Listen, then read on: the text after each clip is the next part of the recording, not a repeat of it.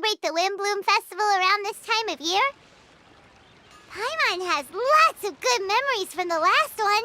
The sweet scent of flowers on the breeze, the sweet smell of tasty snacks on the breeze, the feeling of the breeze on your face?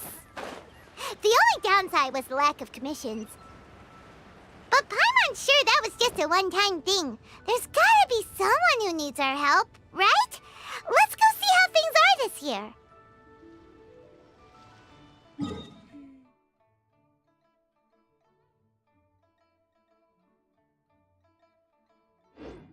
Knights and aristocrats share the same cultural heritage.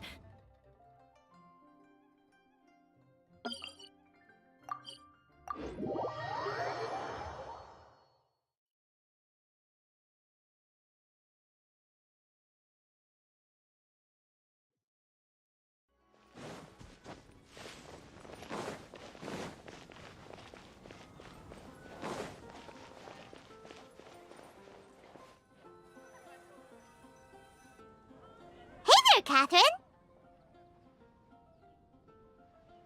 Good day, you two. It's nice to see you here at this festive time. So, got any jobs for us? I'm afraid I'd struggle to find you any commissions in the near future. With the arrival of the Windblume Festival, the only task most Mondstadters are busy with is preparing gifts for their loved ones, but it's customary to do this oneself without assistance. Think of this period as the off-season for the Mondstadt branch of the Adventurers Guild. Spring is here, love is in the air, and everyone wants to relax and enjoy themselves. Even the cats at the tavern next door have been getting lovey-dovey with one another recently. Ew, gross. You know that feeling you get when you burst out the doors after a nice nap, hoping to make it to the store before the limited edition drinks sell out, only to get there just in time to see the last 2 glasses snatched away right from under your nose by a couple of pesky lovebirds? That's what this feels like. Perhaps you two could simply take this chance to... Traveler! Paimon! Thank goodness I found you. There's something I need your help with. Whoa! Sucrose? What is wrong with you? That's no way to greet a friend we haven't seen in so long. No, not help like in the Windblume sense. It's just... How do I explain? Go ahead, Sucrose. We don't have anything else to do right now anyway. Phew. Okay. Here's the situation. I've been appointed as the Windblume Festival's special ambassador by the Knights of Favonius this year. My task is to do good deeds for people during this festival of gratitude and love. Nice one! So how did they decide who to appoint anyway? They spun an empty bottle donated by 𝕮𝕐𝖎𝖎 inside a circle with all our names on it. Whoever's name the bottle stopped at got chosen. I think so too. But everyone said that it was to make it fair, so everyone had an equal chance to become the special ambassador. The thing is, I'm not great at dealing with people, so I was really daunted by it at first. But I'm still glad that I got this role. Luckily, I came up with a way to spur myself on, which has helped. Have a look. Is that a test tube? Yep, every time I do a good deed for someone, I get them to breathe into a test tube. That way, I can collect everyone's breaths of joy. Sounds fascinating. Are you gonna use them in your research? Yes. I believe these breaths of joy will serve as valuable raw materials for alchemical transmutation. With any luck, I'll be able to produce something truly miraculous.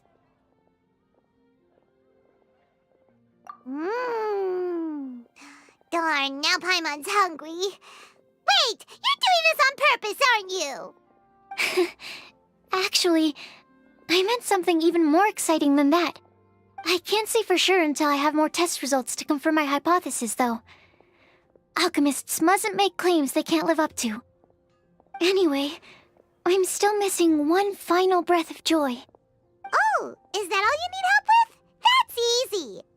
Just treat Paimon to a sweet madame. Then you'll get your last breath of joy. Hey, come on! Paimon's doing her best to help, okay?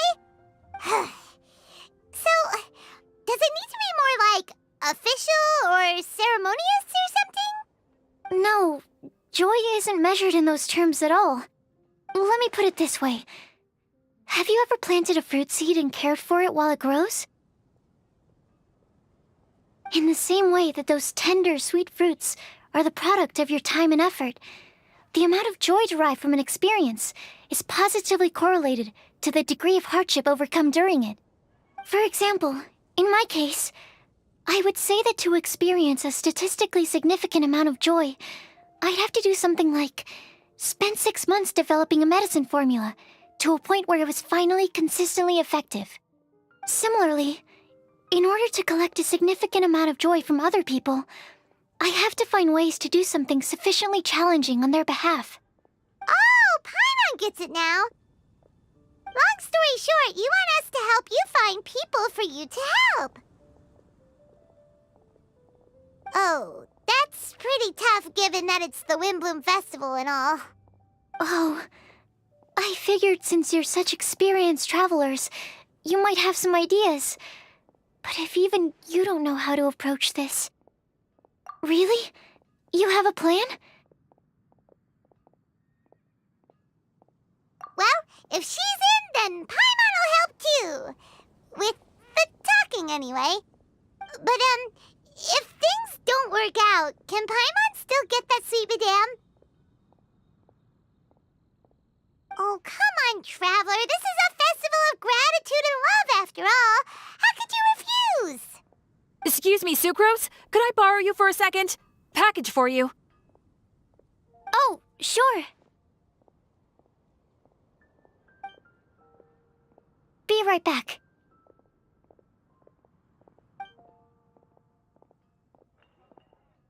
Wait, is that who Paimon thinks it is? That's 𝕬𝕬, right? When did she arrive at Mondstadt?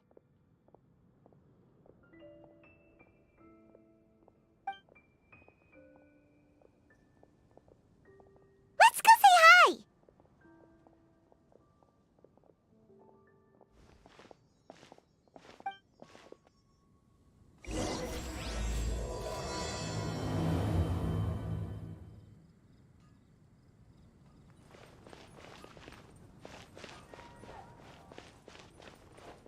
And that's everything. Are they all in satisfactory condition? Yep. Thank you, Marjorie. Be safe. May the god of animals... 𝕬𝕬! Hey! Oh, hey you guys. What are the chances? You were staring into space just now. Something the matter? No, don't worry. I'm fine. I was just looking at a Mondstadt children's book in the souvenir shop over there. While I was flipping through it, a piece of paper fell out. The writing on it was really mysterious. Almost like a prophecy. If you can do these things, you may light the lantern of utmost joy and receive a supreme blessing. And what does these things refer to? Find a flower that is not of this world. Find a guide who will never get lost. Find one who would never lie. Find a legend that never ends. So, 4 things in total. Here, have a look. I asked a lady who owns the store about it, but she said that she didn't know anything about any paper slips.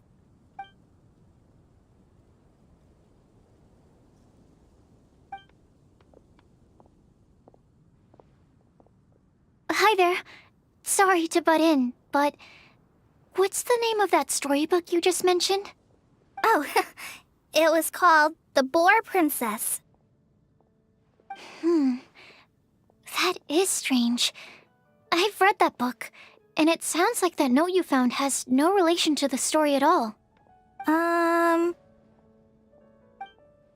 Do you know her? Let Paimon do the honors. 𝕬, this is Sucrose, an alchemist with the Knights of Favonius. And Sucrose, meet 𝕬. She's a trainee forest ranger from Sumeru's Avidia Forest. Hello. Hi.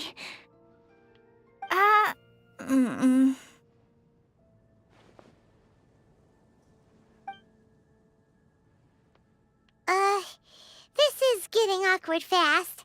They're both so shy. So, Sucrose, what are your thoughts on this prophecy? Could it be real?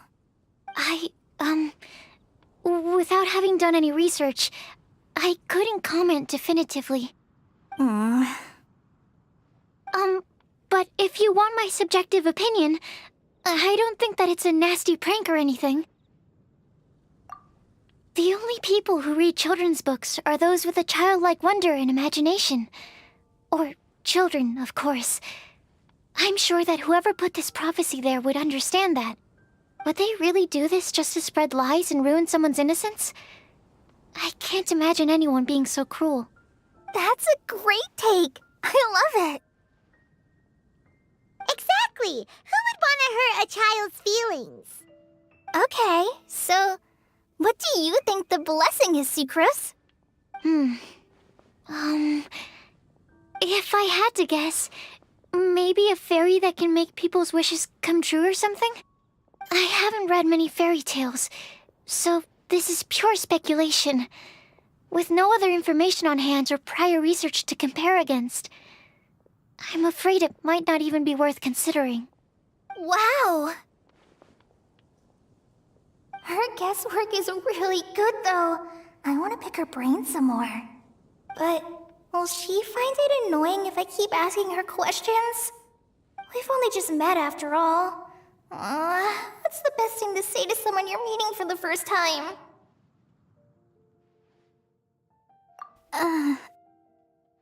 Well, yes. I mean, if possible. Then, what would you wish for, 𝕬? I'd wish for a better personality. Uh-huh. Huh? You can't waste it on that. You've got a great personality already. That's very kind of you. But if you know me like I do... 𝕬! I know that voice! It's...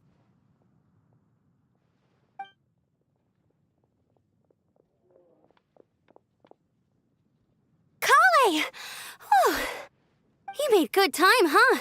You're way earlier than I expected. I spotted your green hair way off in the distance. Good thing my eyes are sharp, or I'd have missed you. Amber! Have you been doing well? Did you... finish all the pita pockets I brought you last time? You bet. They're getting yummier each time you make them. Huh? Wait, remind Paimon, have you been to Mondstadt before?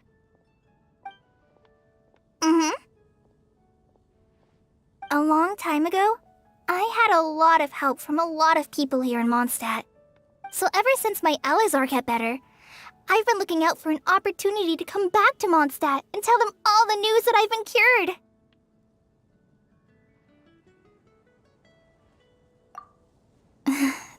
Thanks. If it's okay with everyone, why don't I take 𝕬𝒫 for a walk around town? I'd like to show her some of the places she didn't get to see last time. Of course. Fine by me. Sure, go right ahead.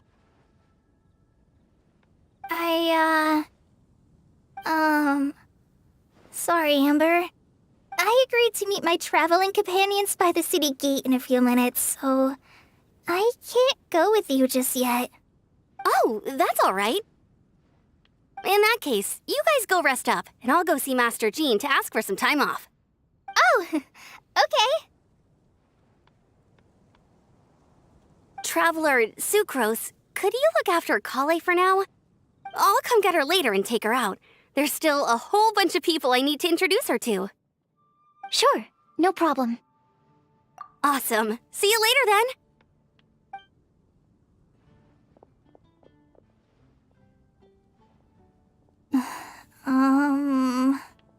You all right there, 𝕬𝕬𝖎𝖐? You look kinda disappointed. I'm sorry. I'm just feeling a little shy today. Don't worry about me. Amber wants to introduce me to more of her friends. Am I gonna be able to cope? I've only met Sucrose so far, and I'm already struggling to make conversation. I wish I had a little more self-confidence. Then I'd find it much easier to make friends with people. It's nearly time! Let's go to the gate and see if they've arrived.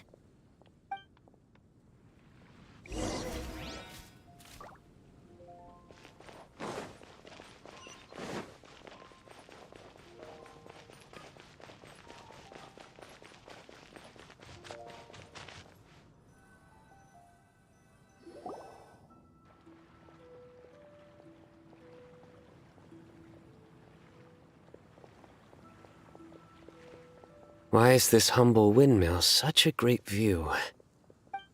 I mean, it's understandable. It must have been a long time since you last came to Mondstadt. Because it is the true 𝕬𝕬𝖎𝖐𝖍𝖈?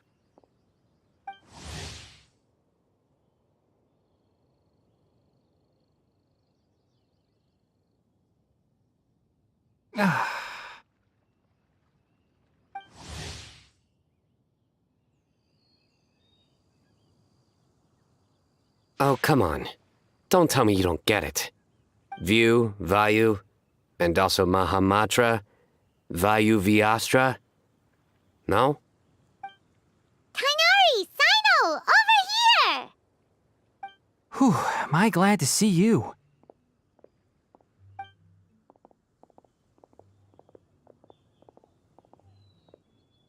And who's this young lady? Master, this is Sucrose, an alchemist with the Knights of Favonius. We just met. Sucrose, this is my teacher Tighnari. He's a highly respected forest watcher in Sumeru, and he's also a very famous botanist. 𝕬𝕬𝖎𝖐𝖓's exaggerating. I'm Tighnari. Pleased to meet you. So you have a teacher as well. The pleasure is all mine, Tighnari, sir. Yep, he's extremely knowledgeable too. And this is General Mahamatra Cyno of the Sumeru Academia. He's really famous in Sumeru as well. Greetings. Though if I might say so, we're purely here for personal reasons. You needn't be unduly concerned with our official positions. And 𝕬𝕬𝖎𝖐𝖓, there's no need to use my full title. Cyno is fine. Or sir, if you absolutely must. Indeed. We're not here in an official capacity, just to keep 𝕬𝕬𝖎𝖐 company on her vacation. Keep me company? But it was you two that insisted on coming. 𝕬𝕬𝖎𝖐𝖓 is very important to us. We felt obliged to ensure her safety on the long, treacherous journey to Mondstadt. But I've been here on my own loads of times before. What about your work, though? What if something bad happens while the General Mahamatra's away? There should be no issues. I have left my duties in the hands of my subordinates, and 2 especially reliable helpers. Oh, Sucrose. What were you saying about you having a teacher as well? I was just going to mention that I think we're in a somewhat similar situation. I'm an assistant to Mr. 𝕬𝖎𝖐𝖏, Mondstadt's genius alchemist. Oh, please, Sucrose. Genius is an unnecessary epithet. It will serve only to leave an exaggerated impression of me in the minds of our guests. Mr. 𝕬𝖐𝖏, but it is an objective truth. Hey, 𝕬𝖐𝖏's here too! Great! The more the merrier!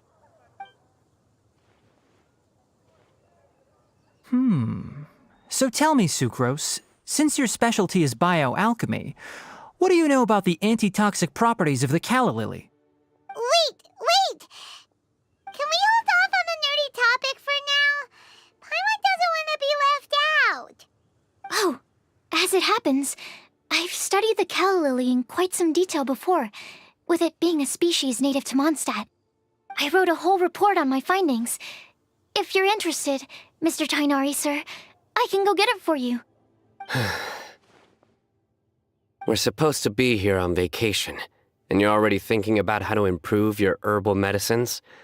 Also, I thought we'd agreed to take on new identities for this trip. What new identities? Mine was Adventurer Cyno, skilled desert explorer. Tighnari's was technological consultant to the treasure hoarders, and 𝕬𝕐𝕬's was traveling musician. Very much so. I do wish some of the less cautious adventurers in the 𝕬𝖆𝖍𝖈 forest would consider coming to Mondstadt instead. What 𝕬𝕚𝕚 mushrooms lack in texture, they make up for in not causing vomiting or diarrhea. Are you contemplating using some compounds from the calla lily as active ingredients in a targeted antidote? Yes, I gathered a few on the way here, and my initial research suggests to me that it could be worth a try. Okay, I got it. But as much as I don't wish to be a wet blanket, it takes a huge amount of experimental data to conclusively prove how different drugs interact. Estimating the total development time would be very difficult. Add in the time for procurement and delivery of essential materials, and I'm not sure if we could complete development before you need to return.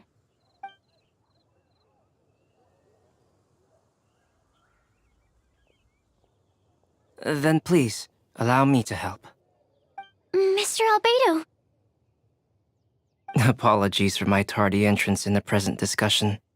I understand you're looking to make an antidote for poisonous fungi, correct?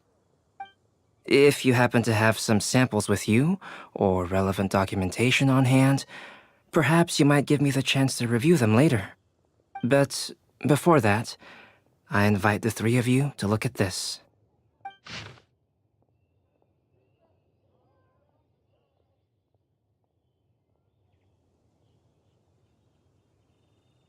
Food and lodging arrangements?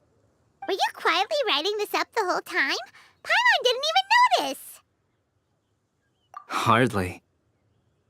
Rather, I should apologize for interrupting a serious discussion between trained professionals, especially after they've traveled so far to be here, when I myself am neither an adventurer, nor a technological consultant, nor a musician. Nevertheless, I would encourage you to have a knowledgeable local arrange your detailed itinerary while you're in Mondstadt. Take a look.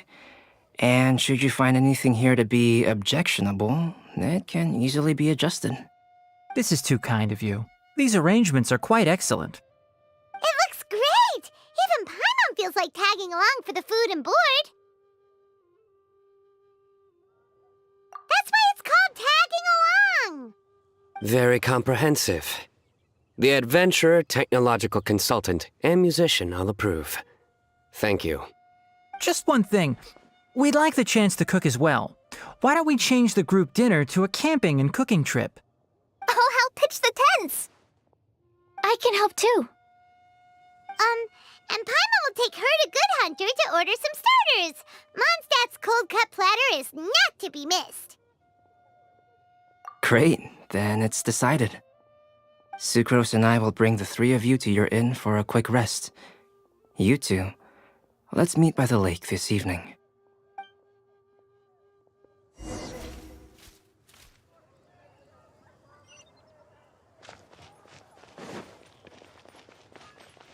Hard work is all there is.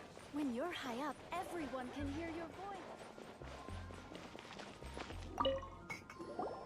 Hey, Sarah! Can we have a cold-cut platter to go? Sure, coming right up.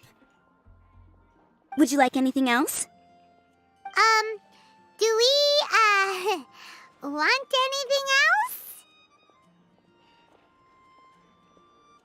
Yay! So you do remember after all! You're just the best!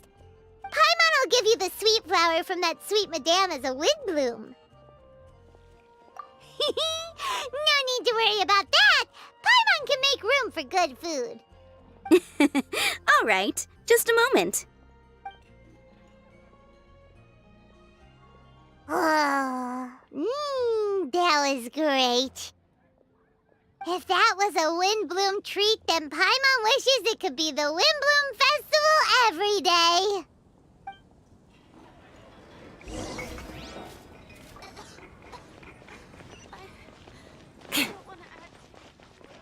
The neighboring nation of 𝕮𝖏 has the most prosperous commercial port. When I was adventuring in the Ashen Sea.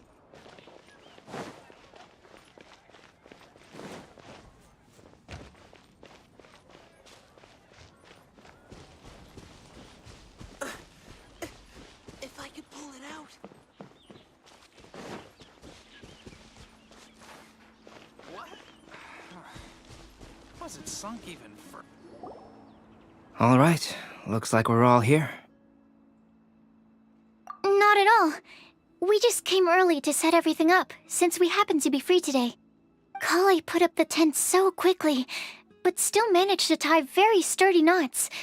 You can really tell that she's a professional. I didn't do much apart from passing materials around.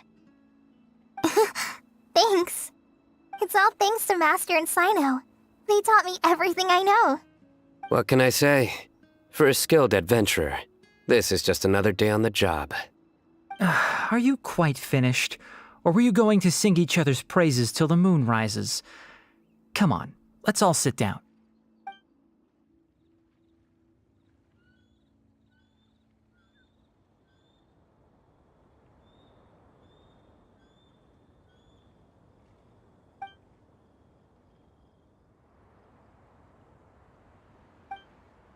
That sunshine sprat was really very good. I didn't watch you cook it, but I believe that the prominent umami flavor of the dish owes itself to more than the fish alone. That's correct. Any further deductions? Let me think. The aroma was quite uniform. Unlike that of a spice blend, it was also unfamiliar to me. So I would venture that it was a Mondstadt specialty. As far as edible Mondstadt plant species are concerned, calla lilies are usually used in soups. So if I had to guess... small lampgrass? That's right. I've long heard that Sumeru's fish with cream sauce is noted for its gentle texture, which brings out the tenderness of the fish.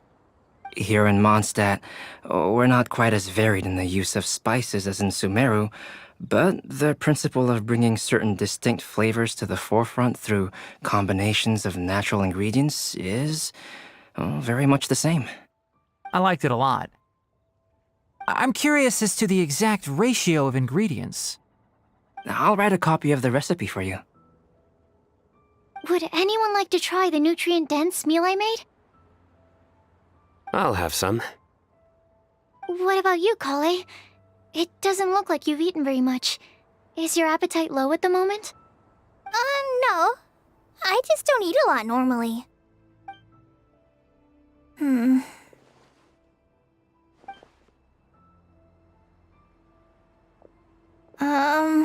Sorry. I didn't mean to make things awkward. Tighnari, while we were on the road, we spotted something white, walking on two legs. Was that Paimon? Which day was this? Just after passing through Stonegate. Cyno, are you sure your eyes were working that day? Or maybe your hood was blocking your vision? Paimon always flies. There's no way she'd ever walk. Is that right? I thought that 𝕬𝕚 snacked on too many local ground nuts.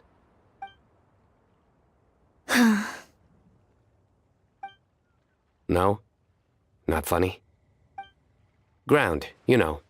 As in ground up, but also the ground.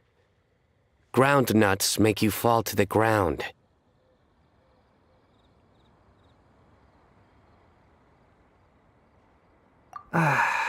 Think of this as part of the process of getting to know Cyno. On the bright side, these jokes show that he thinks of you as his friends. Still, we could test the hypothesis. What hypothesis? That plant species indigenous to Mondstadt may have an effect on the motor functions of flying lifeforms. Hey! Paimon's not your test subject! Anyway, by your logic, wouldn't that mean that eating, say, Zaytun peaches, that would make a sick Paimon peachy in no time or something?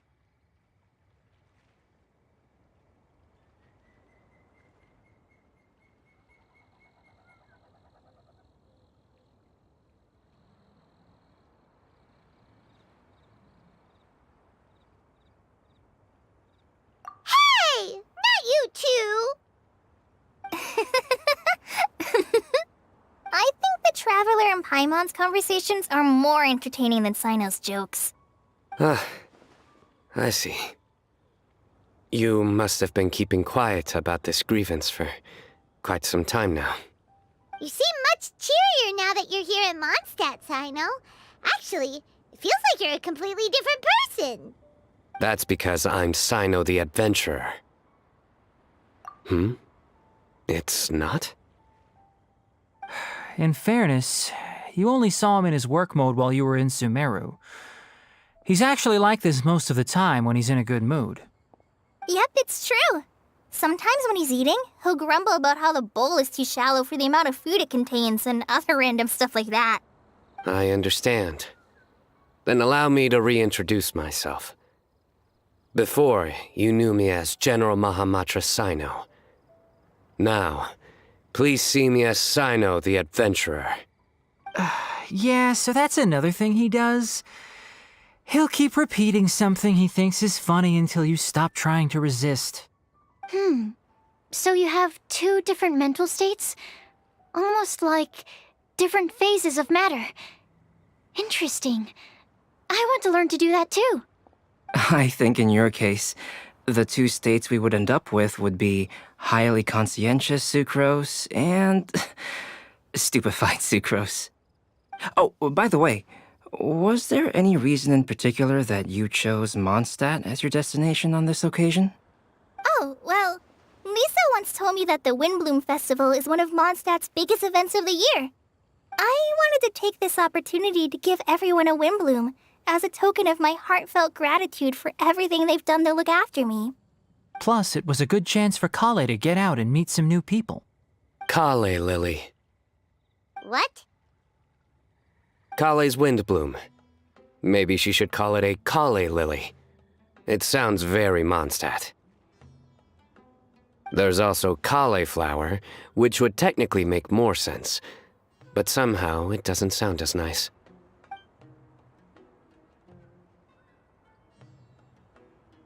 Moving swiftly on. Wow, he just completely ignored the joke and carried on the conversation. Guess sometimes that's the only way forward. Sumeru's been through some major changes recently, and things at work have only just started to calm down. I don't get many opportunities to take a vacation, and this was a chance to join Kale on her trip while also learning a few things about Mondstadt's flora and fauna that I'll be able to pass on to my peers and students on my return. Two birds with one stone. How about you, Cyno? I came to ensure Kale's safety. That's just an excuse. Plain and simple. Also, there's the matter of a Genius Invocation TCG custom-made card back. Aha! So you did have an ulterior motive. Have you all played Genius Invocation TCG before? And that is why I am proud to call you my friend. When I first began contemplating getting a new card back, I asked around before eventually deciding to ask the legendary Mr. Calx for guidance. A friend of mine, Sawada, whom I played cards with on occasion, had been to Inazuma for the Irodori festival. He told me that Calx was a Mondstadter, so I should try my luck there. Calx? Isn't that... You mean, he's a friend of yours? I see. So, you came to Mondstadt in search of Calx. No, that is inaccurate. I came here principally to protect 𝕬𝕬𝕐𝕬. You most certainly did not. 𝕬𝕬's been here on the quiet numerous times, and this is the first time you felt the need to join. Not only me, same applies to you too, doesn't it? If my writer friend were here now, I'm sure he would describe this curious coincidence as having the makings of a good story. It's always a pleasure to meet a fan. Oh, here it comes. Wait, you mean you're Mr. Calx? Having my new friends address me by my pen name feels somewhat unusual. Please, just call me 𝕬𝖆𝖎𝖐. Huh. So you're Calx. Cyno's been talking about you non-stop recently. He's intent on getting you to design a bespoke card back for him. You didn't have to say all that. I don't usually take private commissions, but I believe that we are friends now, all of us. Our conversations have been deep and interesting, and Cyno, your passion for this game is indeed one of a kind. I can see it in your eyes. Obviously. And given that you've come all this way from Sumeru to see me, I'd be quite honored to take this commission. Wow, your teacher's so nice. I feel the same about yours. Well, they definitely have different personalities, but they're similar when it comes to their character. So, how much should I budget for the timeless masterpiece you will produce for me? Surely, timeless masterpiece is something of an overstatement. Any artwork fit to appear on the reverse of my card decks is by definition a timeless masterpiece, even if I do say so myself. Don't mind him. These TCG nut jobs are all like this. I see. So, this has an almost religious significance. Well, for starters, I'd like to hear a few more of your jokes. My jokes? You like them? I do. Really? I didn't see you laughing. Yeah, well, the joke's ability to induce laughter is a separate matter, but I certainly find them fun. If I might interrupt, does anyone else smell something strange? My nutritional meal! Will it be okay? Should we go over and take a look too?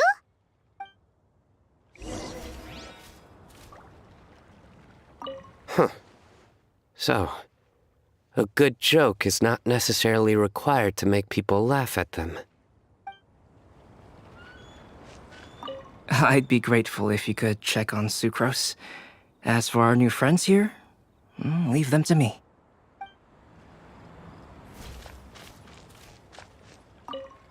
Well, 𝕬𝖐𝑎𝑑 and Sucrose were delightful, but this was still an exhausting meal.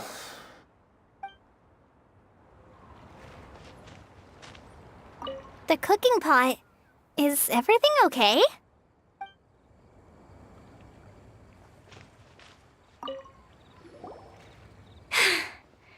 Only the base is burned.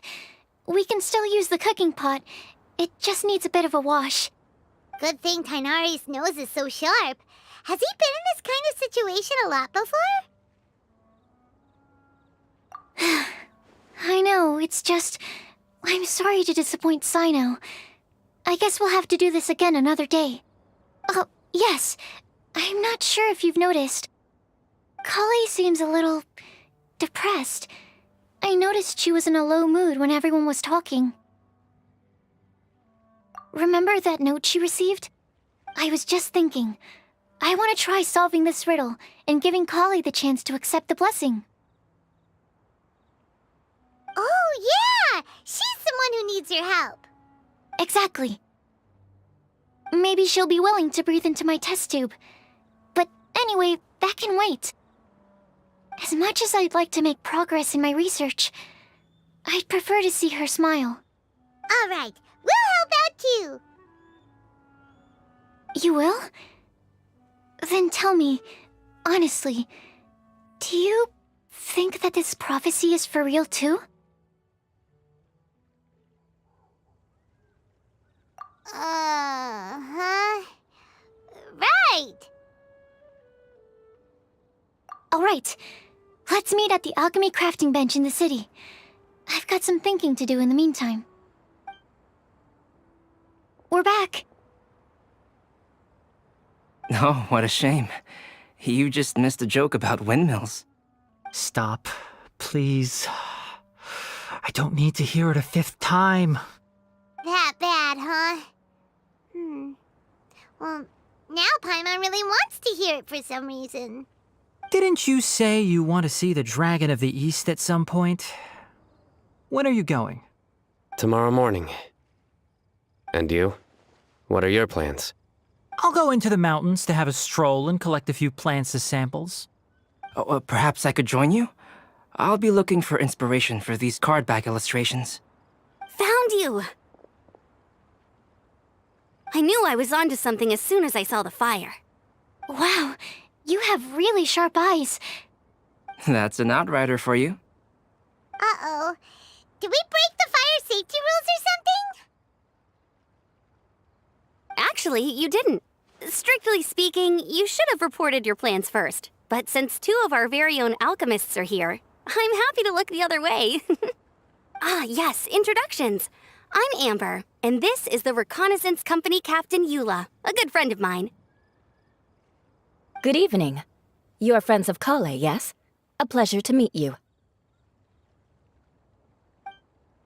Oh, Amber and Eula. The pleasure is ours. I've heard a lot about both of you from 𝕬𝕬𝖎.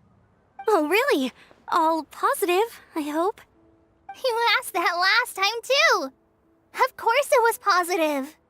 I'd say. We hear the latest news about you every time you write to 𝕬𝕬𝖎. Glad to know we've made a good impression so far.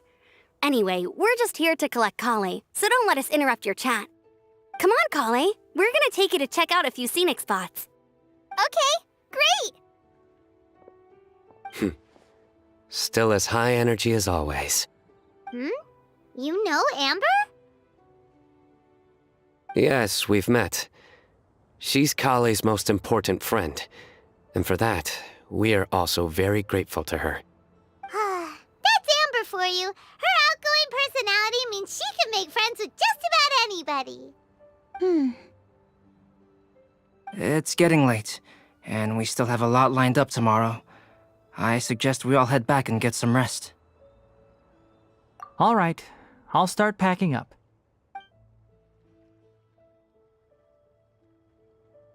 You're gonna get the tone-deaf bard to check out that note, aren't you? Guess Paimon knows you pretty well, huh?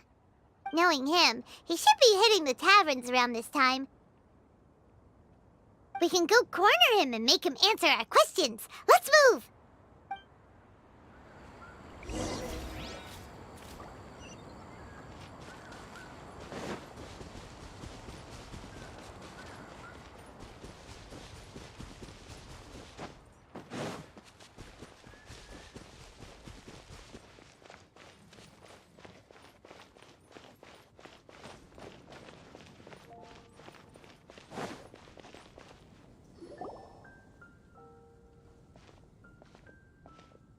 Oh, it's been a while. Paimon called it, tone-deaf bard drinking as usual. Put your drink down and get your game face on. We've got some important questions for you, mister. Okay. So, what do you make of it? Aren't you forgetting something? It's the Windblume Festival right now. You can't just go around asking people for help so blatantly. Ugh. Well, if you won't tell us the answer, could you at least tell us if this thing's worth a shot? Sounds to me like you want a hint or two. A fine answer. The person who wrote this prophecy is very powerful. If you manage to solve the riddle, good things are sure to happen. Also, I happen to know where this lantern is. Once you've found the 4 things, I'll even write the location down for you. Isn't that generous of me? Whatever. We weren't expecting much from you anyway. You can get back to guzzling wine and blowing wind now. Oh, woe is me. Paimon sees me as nothing more than a drunken wastrel. There are actually a great many things that we bards are required to do. It just happens that enjoying life is the most important one. Once this is over, would you like to join me for a drink? You know, a favor for a favor.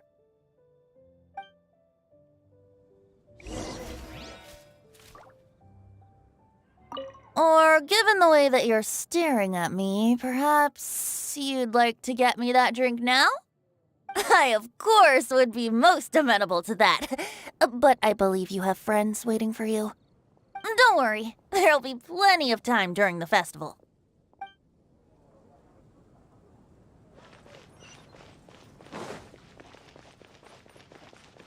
Jewels from 𝕬𝖆𝖆. Come take a look. A flower that is not of this world. Not of this world. Sucrose! We've got some good news and some bad news. Which would you like to hear first? Let's have the bad news first, I guess. Huh? Really? Don't most people usually want to hear the good stuff first? Oh, all right then. Basically, we went to Windrise to divine the breeze. The wind said that the prophecy is real and that your idea is a really good one. That doesn't sound like bad news. So what's the real bad news then?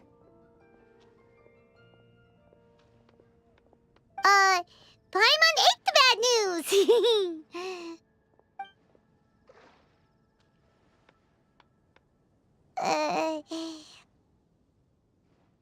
Blame Sino! If it's not funny, then it's his fault! It's fine. Well, that puts my mind at rest. Now, back to the other issue I've been mulling over. I was thinking about the flower that is not of this world. It could mean a human-cultivated variety that doesn't occur in nature. But that's basically claiming that it doesn't come from this world in the first place, when actually it's just a variant of an existing breed. So, the initial question is, can the flower's origins be traced back to a natural organism? If so, it cannot be correctly described as not of this world. But then, supposing we identified something outside of that category, whose job would it be to decide whether it belongs in this world or not? Then the question becomes, do of this world and from this world mean the same thing? Or is it deeper than that? Whoa, slow down! Paimon's head is already starting to spin! Okay, I did have one other line of thought as well. What about a flower created using alchemy? Would that be not of this world?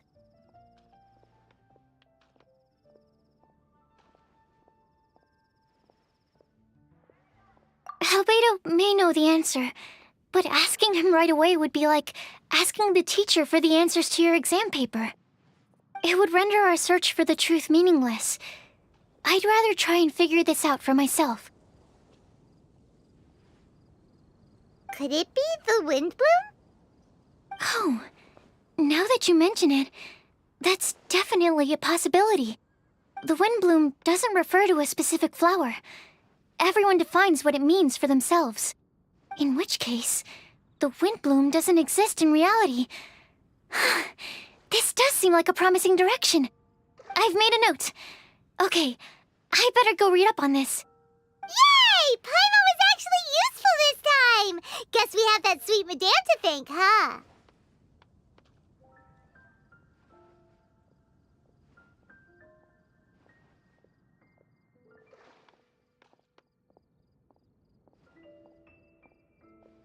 I'll need some time to prepare. Could we meet up here in, say, 2 days' time?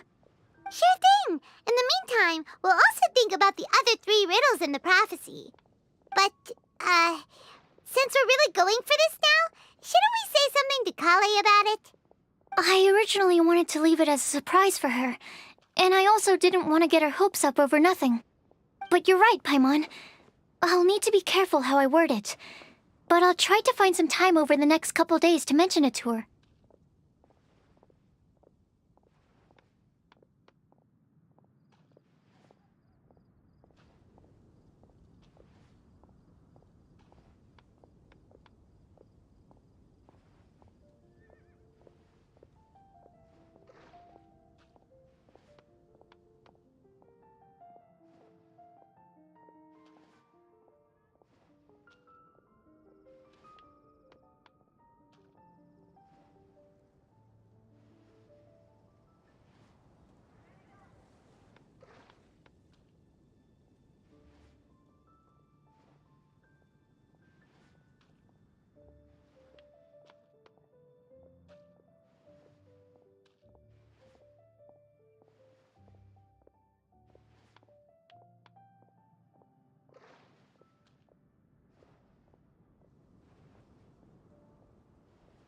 All right.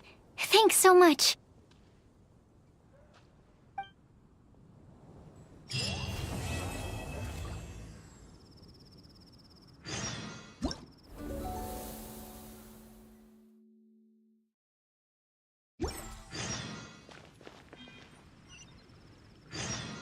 $15, $16. That's a nice haul. Have you worried about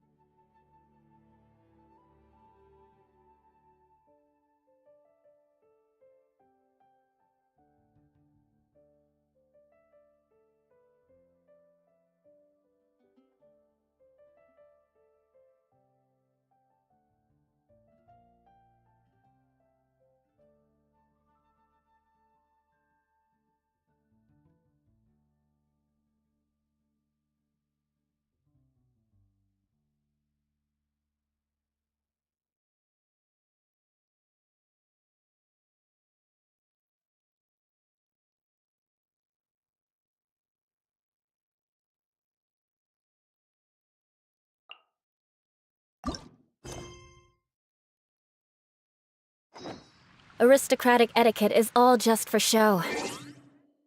Just smile.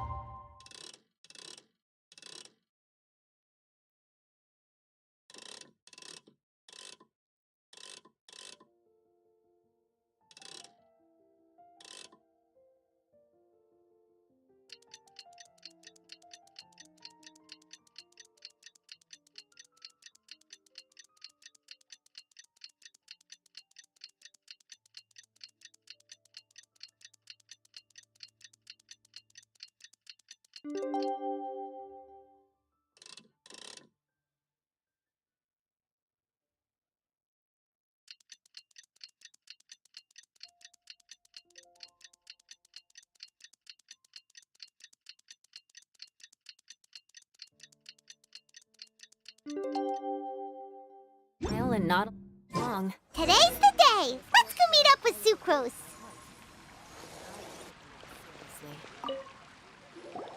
Sucrose, we're here! Oh, Traveler, Paimon. I only just arrived myself, so I'm still getting ready. Ah, and Kale just passed by a moment ago. She said she had some things to sort out at the inn where she's staying, but she'll meet up with us when she's done. Apparently, Tighnari and Cyno both went out, but she stayed behind because she wanted to help us. Not too bad. After reviewing it again with fresh eyes, I came up with a new theory which seems to hold some water. I'll attempt to explain it as simply as I can. I believe that each of the 4 things in the prophecy refers to a different field of knowledge. So, in a way, The prophecy is a test of the reader's intelligence. But it's unlikely for any one person to have expertise in all these different areas. So I suggest that we seek out one expert from each and get their opinion. Also, in 2 out of the 4 areas, the prophecy seems to want us to find specific people. It may even turn out that the people themselves are the answers. So it sounds like we should put our heads together and list out the people who can help us. Exactly. I think we can go through each riddle in turn and generate 4 groups of names to match the 4 questions. Alright, then let's start from group 1. The first riddle was, a flower that is not of this world. Personally, I would still go with 𝕰𝖚𝖆𝖎 for this one. Alchemy is the most likely to have to do with otherworldly things, and he is by far the leading expert in this regard. Exactly! You're the creator of the tetractanic sweet flower. Who knows? Maybe that's the flower we're looking for. Huh? You really think so? Oh, but what about 𝕬𝕐? He's a forest watcher and knows all about plants. If it's a flower we're looking for, maybe he's the man for the job. All right, I'll add him to the list as well. On to group 2. This subject is a guide who will never get lost. That's kind of abstract. Does it just mean someone who never loses their way? Wait, but they have to be able to guide others too, so it's not quite as simple as that.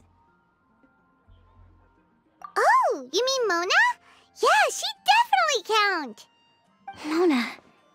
Yes, she certainly seems very confident, and she can use her astrology to guide people.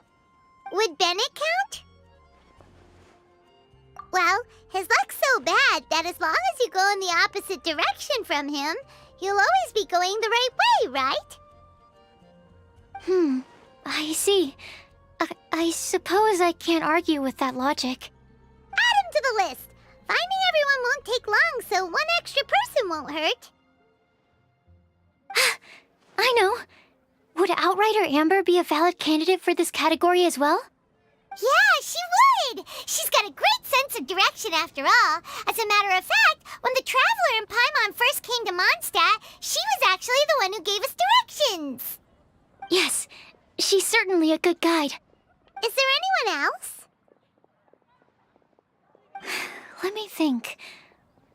Yes, I believe there may be one more. 𝕰𝖚𝖆𝖎 once made a set of equipment for Mika from the Reconnaissance Company. He's their surveyor and an exceptional pathfinder. He's even instructed others in the discipline of surveying before. So, in my view, he's highly unlikely to lose his way and would be very good at helping others find theirs. Cool! Another one for our list! Wait, 𝕬𝖚𝖎 should have been here by now. Wonder what's taking her so long. Sorry, could we continue our chat somewhere else? Oh, you wanna go see how she's doing, right? Sure, let's all go.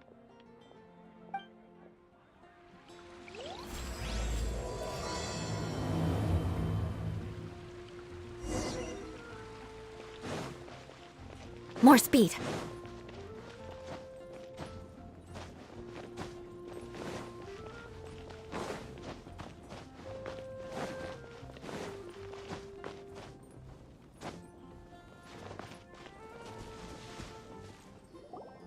Hi, 𝕬𝖚𝖎. Hope we're not intruding or anything. Is everything okay? Sucrose! I was preparing some stuff. Is it time already? Oh no, I'm sorry.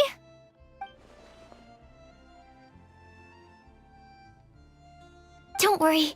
The Traveler and I only just met up.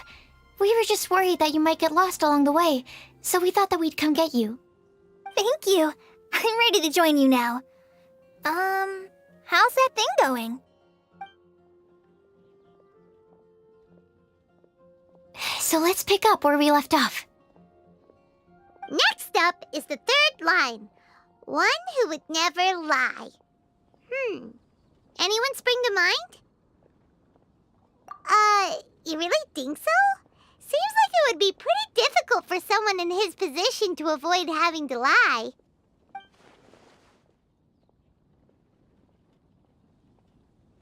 Then what about Kaya? He's the cavalry captain and a rather popular figure, but... You think there's something fishy about him too, huh? Yeah, he's definitely a sneaky one. Bet he lies all the time. I can't help but agree with you there. There's the tone-deaf bard. But on second thought, he wouldn't qualify either. He talks way too much nonsense. Is there anyone else we're missing? Acting Grandmaster Jean? She has a good name in that regard. But from what I know, she sometimes covers up the truth out of concern for those around her. For example, when Lisa loses track of time in the library and misses her patrol shift, Jean will come up with some excuse, like Lisa's ill today. Also, she sometimes makes up stories to get Clee to behave, like the one about the big monster that comes to catch naughty kids who don't go to bed on time. Do you think that rules her out? White lies are still lies, but do we really have to reject her because of some harmless fibs? It's not like she had evil intentions. No, we're the ones being strict. Rosaria doesn't strike me as the type of person to lie. Oh, Kale, you probably haven't met her yet, have you? She's a sister from the church who looks, a little scary and not very sociable. She stopped by the alchemy bench once, a long time ago, and asked me about 𝕐𝖣. I thought maybe she was trying to find him, for work or something. But when I asked, she just said that she was curious about him because he was so intelligent, and wanted to talk to his assistant to find out what he was like. A lot of people might have given a more tactful justification, but I could see in her face that she wasn't trying to hide anything. She was just very direct and straightforward. That's why I don't think of her as the lying type. Rosaria doesn't look like the sort of person you'd want to get into a fight with. Maybe she just fights her way out of situations that some people might lie to get out of. I can definitely see that. I've also heard the other sisters say that Rosaria doesn't even make excuses when she skips choir. She just doesn't show up. She's a tough cookie, huh? Let's put her name down.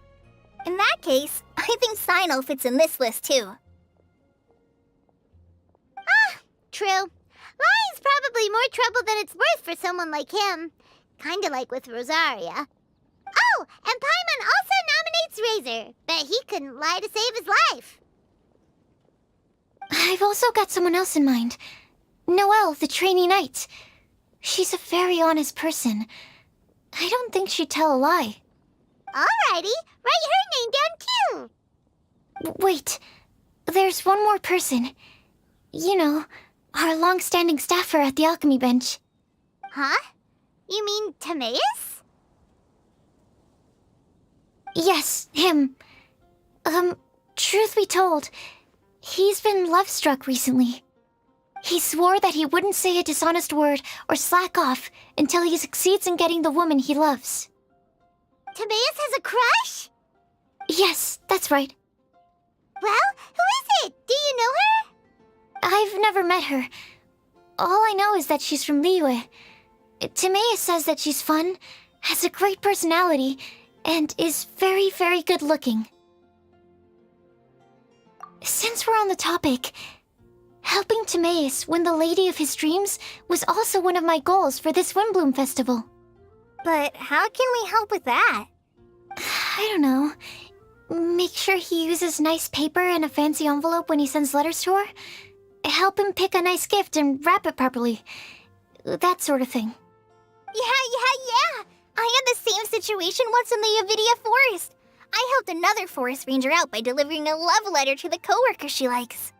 Yep, that sort of thing exactly. Oh, also, I helped him with some of the groundwork for one of his research projects. He must have appreciated it, because he gave me a refrigeration device that he's been developing as a thank you gift. Is it any good?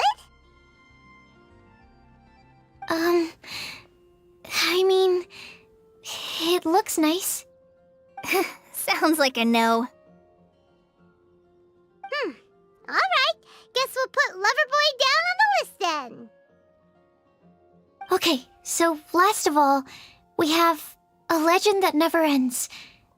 Anyone come to mind for this particular line? Lisa, perhaps? A librarian understands books best, and aren't most legends written down somewhere? When I think about legends, fairy tales and picture books come to mind. Maybe 𝕬𝕬𝕬𝕬. She read a lot of fairy tales when 𝕬𝕬𝕬𝕬 was teaching her to read. Oh, do I count? Of course you do. I'll put you on the list. I prefer to read things like an illustrated analysis of alchemical substances and their uses, the fascinating principles of crafting, and hypotheses of life. Point taken. Paimon didn't quite understand any of those. 𝕬 might be a good choice. Her mother, Alice, is a renowned traveling author, so I'll bet she's been exposed to all sorts of myths and legends.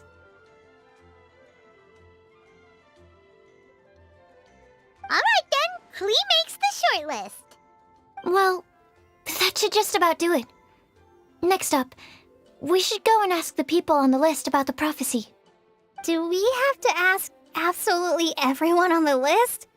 It seems like a lot of people. It is. So, I was thinking that perhaps we should split up. That might make our search more effective. Okie dokie. Also, I've thought of a method of gathering feedback. No problem. We can do that. You and the Traveler are practically joined at the hip, so you two can go together. I'll pair up with 𝕬𝕬𝕬𝕬. Capable 𝕬𝕬 and sensible 𝕬𝕬𝕬. Sounds like a winning combination. Okay, I promise I'll help. Capable 𝕬𝕬𝕬𝕬. Yeah, I got this. Rest assured that the unbeatable Traveler and Paimon will do our part too. Off we go!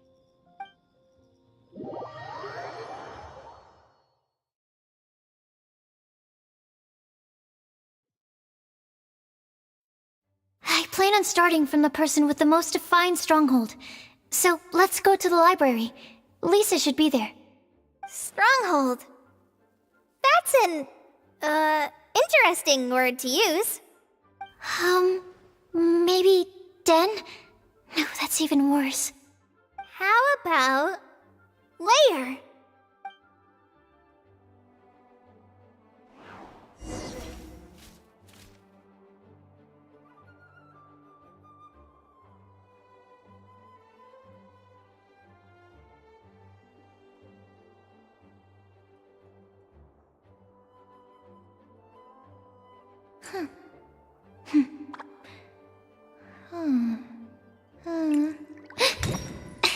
Please be quiet within the premises and refrain from making a racket.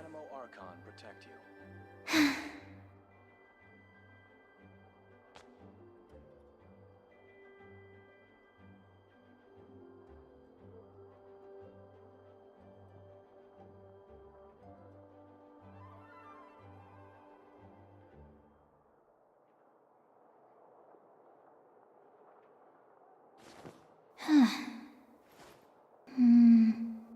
Hello. Please be quiet within the premises and refrain from making a racket.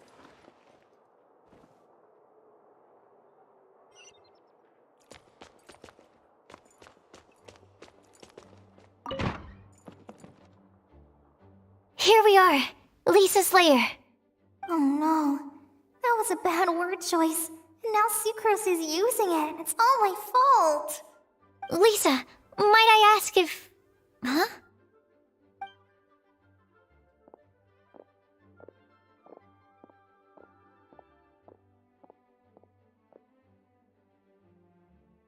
Sucrose.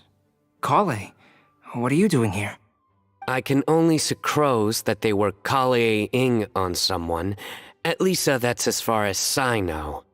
Oh, please, just stop it with these puns. I beg you. Are you trying to win worldwide fame for unfunny jokes? Is Lisa not here at the moment? Surprising, isn't it? She went out. I'm afraid it's just us here looking for information. Except me. I'm not here for information. Like you, I came here for an abortive search for the librarian, who is also my academia senior. Oh, so you studied in the same darshan as Lisa? That's right. Her mentor in Sumeru was also my benefactor. We were both 𝕬𝕬𝕬 students. Wow, that's cool. But wait, we're getting sidetracked. We came here to look for some information. 𝕬𝕬 and I are investigating a prophecy, and we were hoping you all might be able to help. Oh? What sort of prophecy?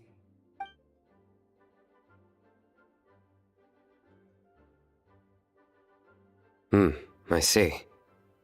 You want to ask them about the flower that is not of this world, and me about the one who would never lie. But there's no rush.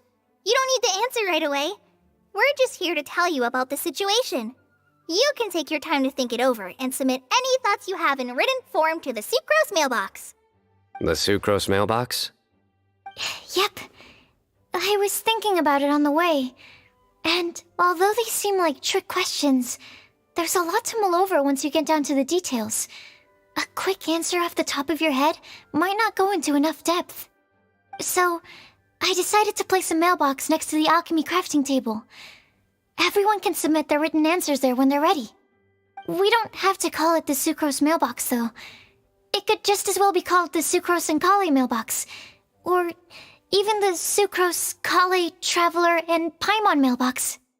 I think in this case, we can just go with your quick answer off the top of your head.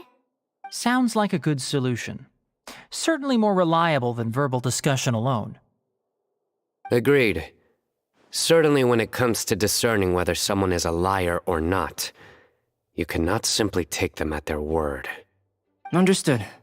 Once we've had a look into it, we'll place our replies into your mailbox. Thank you all so much. Okay, let's tick them off the list and carry on working our way down. Already done.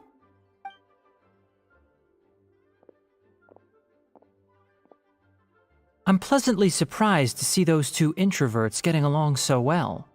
Do you get the feeling that 𝕬𝕬's return to Mondstadt has emboldened her more contrarian side? Yes, I'd noticed that too. Traveling and meeting old friends are both good for the body and soul. And isn't rediscovering one's youth while revisiting old haunts a worthwhile pursuit? When I first met 𝕬𝕬, she'd never known happiness or youth. But things are different now. Her 𝕬𝖆𝖎𝑙 being cured was a huge milestone in her life. 𝕬𝕬 is a very sensitive and introverted child. I'm sure you must have noticed that too, 𝕬𝖆𝖎𝑑. From the time she's been in my care, I've observed that she's actually a very lively character by nature.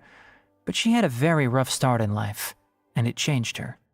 So, might I assume that your respective claims of looking for plants and artists in Mondstadt were just pretexts? I wouldn't say that. Both 𝕬𝕬 and Genius Invocation TCG are very important to me.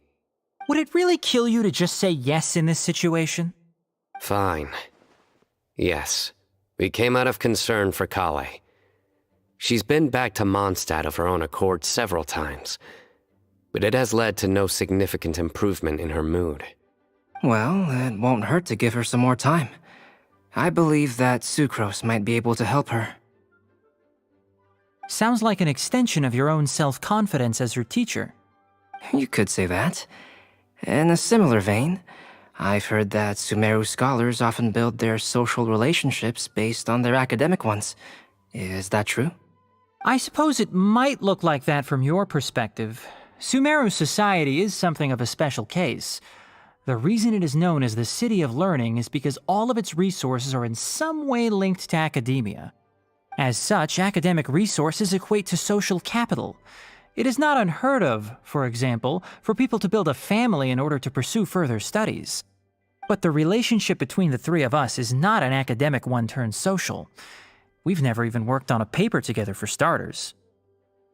Oh, so the academic paper is the nexus of the academic family. Interesting. I would think of us more as siblings. An equal and pure relationship, unaffected by academic considerations. As much as I'd prefer not to admit it, that statement is not inaccurate. I can understand that position. I have a younger sister myself, and it's only natural for me to be protective of her. What you described fits the idea of a city of learning, as I imagine it. The family is where all social relationships intersect. As such, a family founded on common goals may actually be more stable. By the way, who's the eldest between you? Let's not go down this rabbit hole, please. In terms of age, I'm the eldest, of course. He just doesn't want to admit it. But your mental age is younger than that. I dare say even by enough to be the youngest sibling. Perhaps I could bring 𝕬𝕬𝕐𝕬 into this happy family to be your elder sister. No. You will never see me admit to being the youngest sibling. Except perhaps as a last-ditch effort to turn the tables in a game of cards.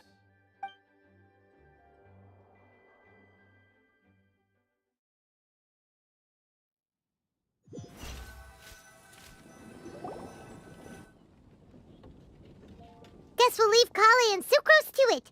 Fingers crossed all goes well for them. Now then, where should we go first? Let's try our luck at the bulletin board, shall we? A lot of people tend to show up there at some point in the day. Maybe we'll get lucky.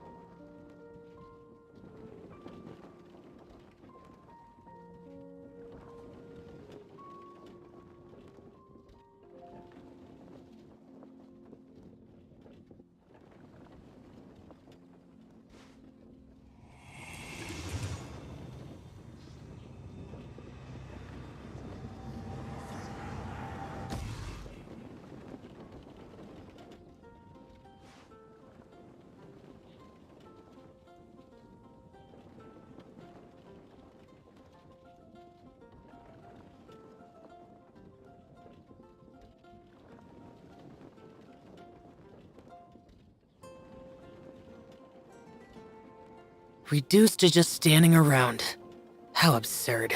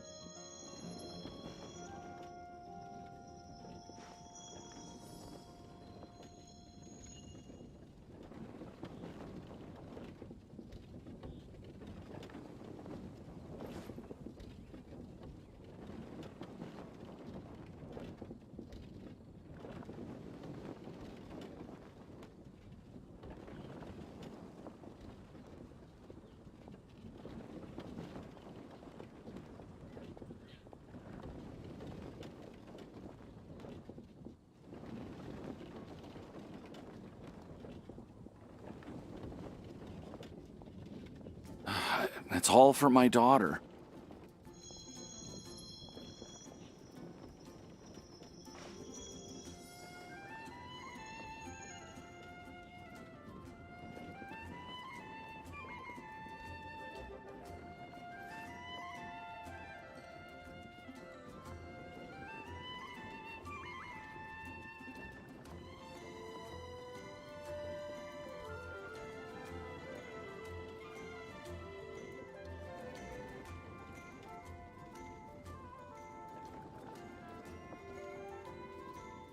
The damned will sooner die again than lay a hand on me.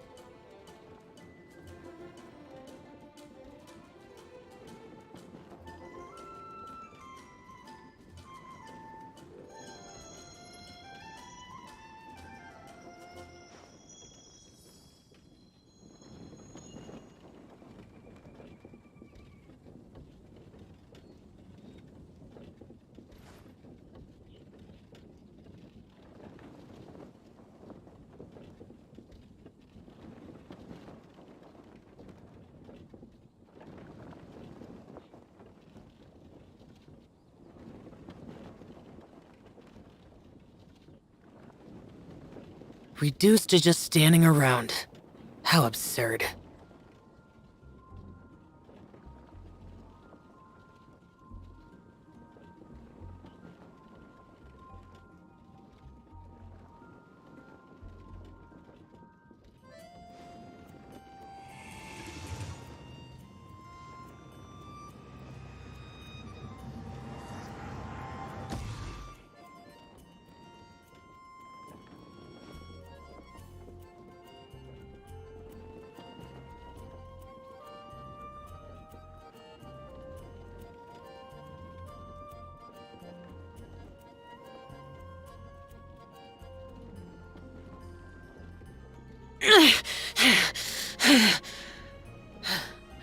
Those memories.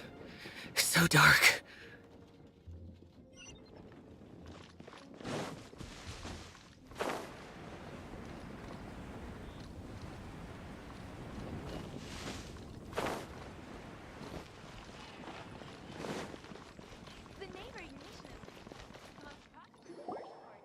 Nice! Just as we hoped! There's a load of people here. Huh? Even Lisa's here.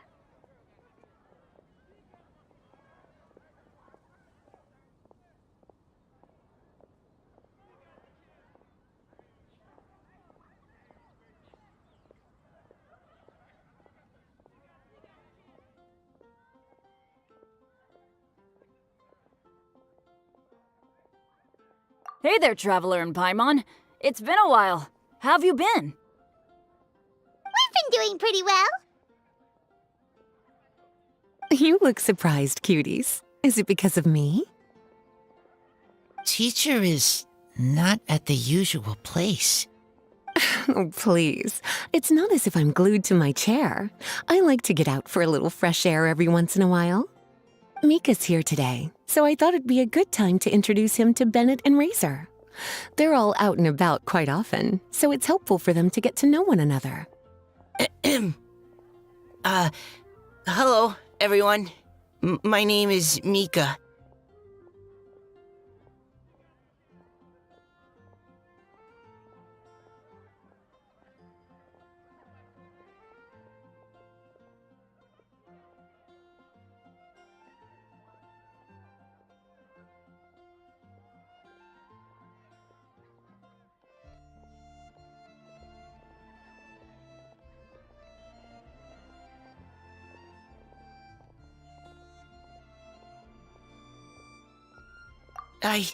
I look forward to working with you. No need to be so formal. We've known them for ages. They're cool. Windblume. Fun? Actually, we haven't gotten to the fun part yet. We've been busy investigating a prophecy. A prophecy? What kind? A good one or a bad one?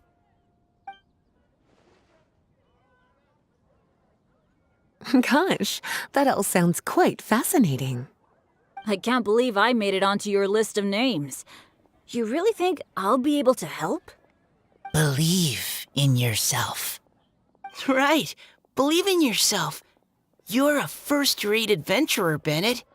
Okay, then in that case, I'll step up and present my thoughts on the matter. Except I forgot I'm not really good at organizing my thoughts. Oops. Oh, there's no need to tell us all of your thoughts right here and now. Sucrose said she'll put a mailbox next to the crafting bench, so you can just write down your thoughts when they come to you, and drop them there. A meticulous and efficient plan. Yep, that sounds like Sucrose. I will think also. Give me some time. You still have other people on your list that you need to go see, right? We should leave you to it. Don't worry about us. We'll drop off our letters at the mailbox as soon as we're done. Okay, bye for now. Let's head over to Snatch Cliff next. Maybe we'll be able to find some people there. And even if we don't find any familiar faces, you can see really far from up at the top. Maybe we can find people that way. Aw, you're working so hard. Do be sure to get some rest when you can. If you get tired, you know you're always welcome to visit me for a break and a cup of tea.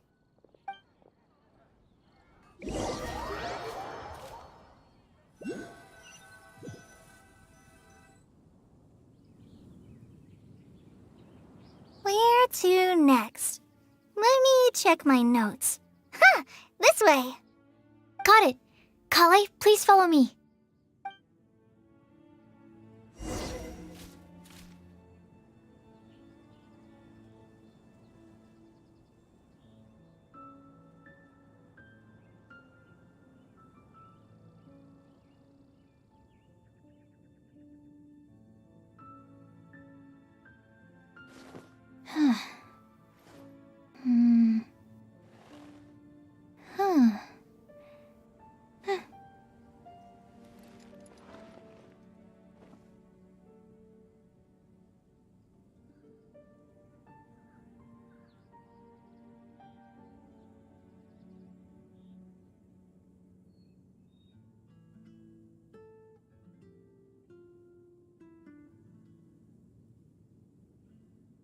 What was that? Oh, it's gone. Can I go take a look?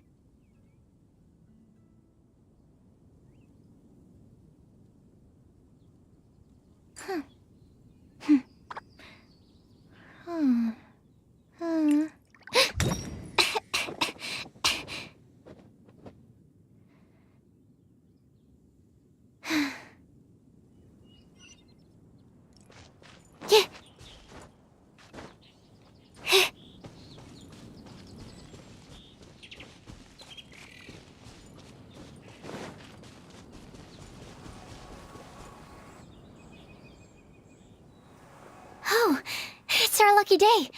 There are several people over there. Amber? Wow, and Eula's with her too.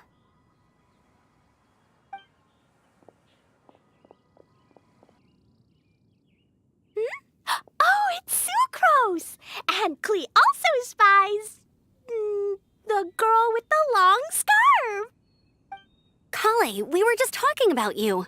Ah, right, I don't think you've been introduced to Noelle before. 𝕬𝕬, this is Noelle, maid of the Knights of Favonius. Nice to meet you, 𝕬𝕬. I missed you the last few times you were in Mondstadt, so I'm glad to finally meet you in person.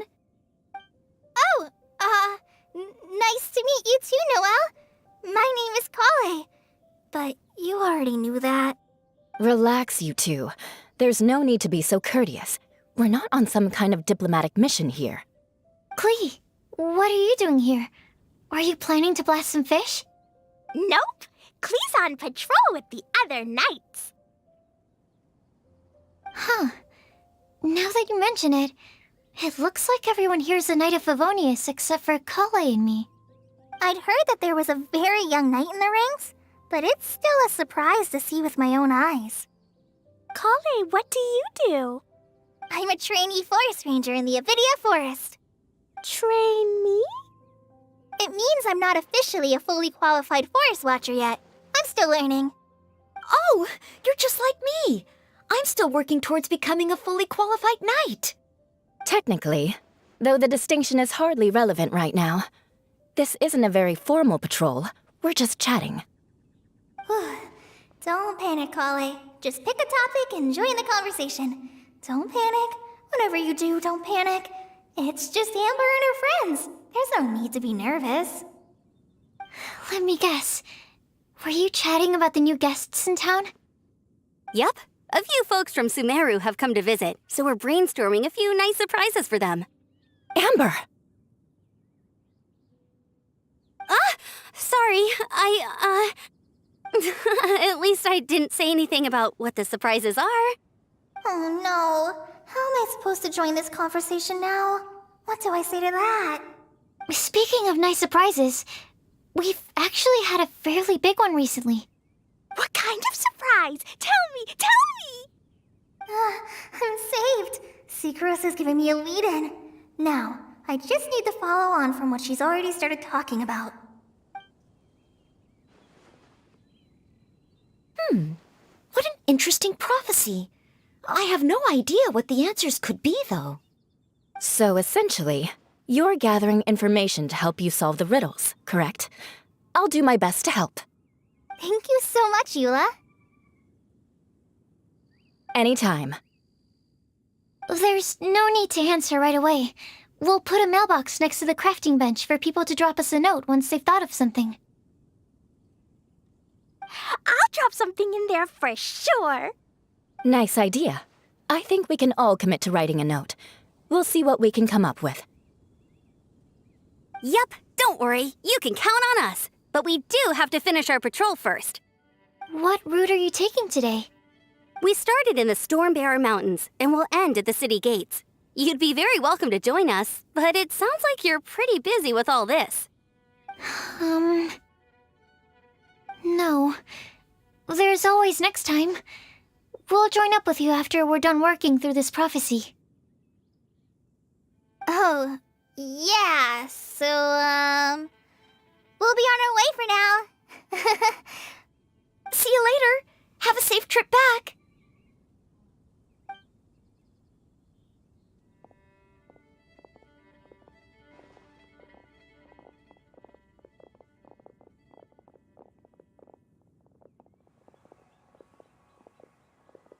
Are you okay, 𝕬𝕬?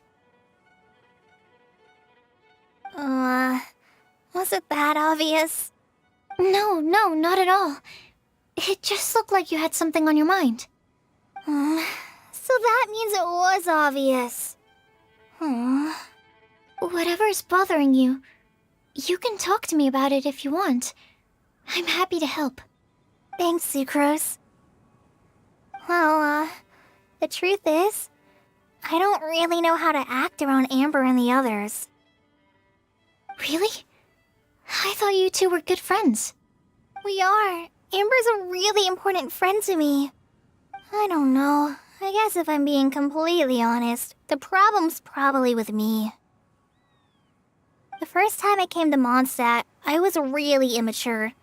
I didn't want to let people in, and I was generally pretty awful to everyone. Amber was the one person who didn't give up on me, and if it wasn't for her persistence, I wouldn't have found a friend at all. Without Amber, I might not even be here today. And because of that, I really look up to her. I think of her as my role model, and hoped that maybe one day, I could learn to be like her. But after trying and failing for several years, I think I finally realized. I'm no Amber, and I never will be. Looking back, it seems silly that I ever thought like that. We're nothing alike at all. My personality's so... weird. I always get so anxious and I overthink everything. Aw, 𝕬𝕬, don't say that. Sucrose? Would it be okay if I told you a bit about my past?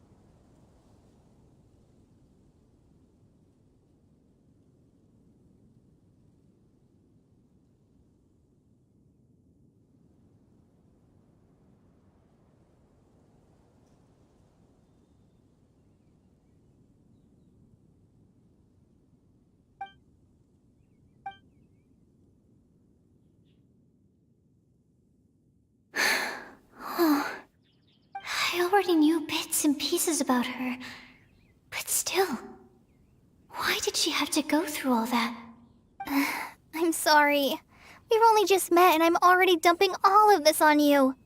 This is why I get so frustrated at myself. I'm always doing this. I get into a spiral of self-doubt, and then I end up having to find somewhere to vent it all out. No, it's fine. I'm really glad that you're willing to tell me all this. People don't open up about their deepest feelings unless they really trust the other person. Don't you think? At least, I think it's kind of an honor. And, I mean, you've probably noticed by now, but I don't have the best social skills either. I always just end up talking about the things I'm interested in, and going on and on. But even so, you still listen to me when I talk my head off about alchemy. It's a relief to listen to you talking about yourself for once. If you hadn't told me all of those things, I never would have guessed that you struggle so much. Honestly, I feel like we're very similar people. Really? Yeah. Everyone has their own problems to deal with. I certainly do. All the feelings that you talked about just now, I totally get it. It takes so much more effort for us introverts to fit into a crowd. When you were saying about how you try to think about what to say in advance, and you're constantly terrified of saying the wrong thing and making things awkward, I relate to that so much. Oh, and also that part about studying under a genius. In fact, before meeting you, I'd never met anyone who seemed so similar to myself. Oh. I'm not very good at giving words of comfort or anything, and I'm not gonna tell you to just get over it or stop worrying about it. How about we just sit here for a little while? We don't have to force a conversation if we can't think of anything. We can just sit here together. Sucrose has stopped talking, but for some reason, this doesn't feel awkward at all. Maybe she's right, and we're more similar than I realized. In Sumeru, I always like to find a quiet place to just sit and watch the scenery, but it's always by myself. I never thought there'd be a day when I could do this with someone else by my side. Mondstadt's breeze is so gentle and soft. Hey, 𝕉𝕬. See that cloud over there? Doesn't it look like one of my test tubes? I don't think so. Sorry. Then, maybe we're not quite on the same wavelength on everything. At least, not when it comes to looking at clouds in the sky. Thank you, Sucrose. I feel much better after talking to you. Yeah, it helps a lot, doesn't it? I also vent to my flasks, sometimes. The next time I get the chance, I have to show you my Tetrotanic Sweet Flower, and my Tetrotanic Windblume. Your Tetra... what? 2 of my favorite things I've made. They're really cool. I think you might like them. Oh, okay. Yeah, you'll definitely have to show them to me sometime. I brought some crackers with me. You want one? There's cheese flavor or tomato flavor. Sure. I'll try the cheese one. Aw, look! They're enjoying the scenery together. Shall we go play with them? No, it's fine. Let them sit for a while. We're not what 𝕉𝕬 needs right now. She needs a new friend. Someone different who's never met her before. I don't get it. Is there a difference? There is. You'll understand once you're a little older, 𝕬𝕬. People can draw different kinds of strength from different kinds of friends. And right now, 𝕉𝕬 needs someone that's just not the same old me.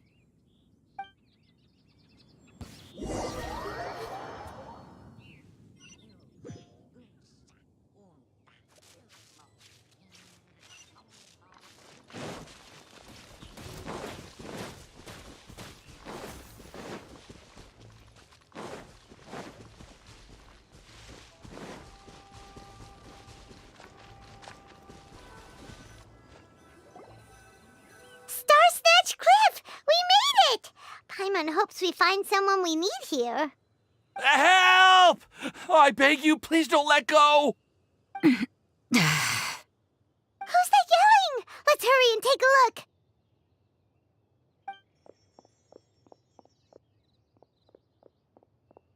𝕮𝖚𝖆s? And we also have Rosaria and Mona? What kind of mishmash ensemble is this? Good question. What kind of a motley crew is this? It's been a while, traveler.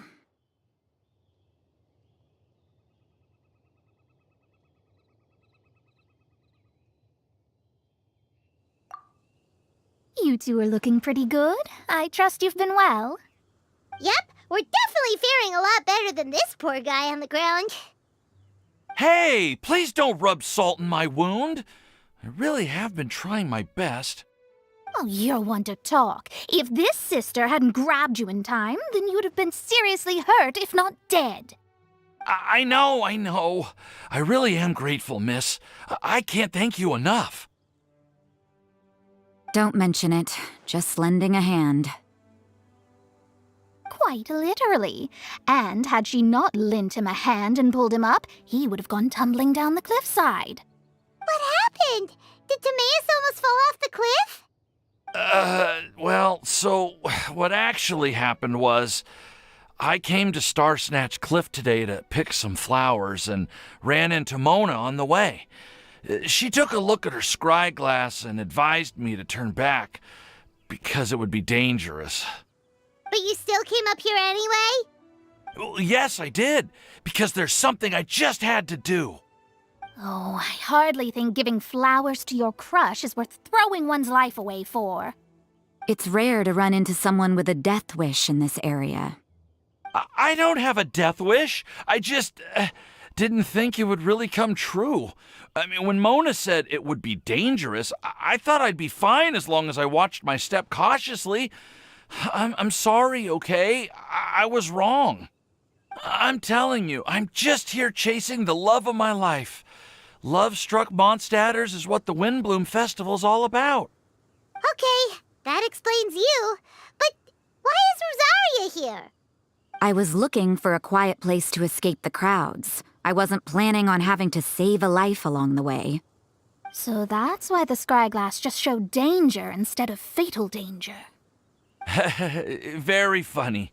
Anyway, Traveler and Paimon, what brings the two of you to Star Snatch Cliff? Just trying our luck. We've got a lot of people we need to see today, so we've been all over the place. Actually, you're some of the people we were looking for. Huh?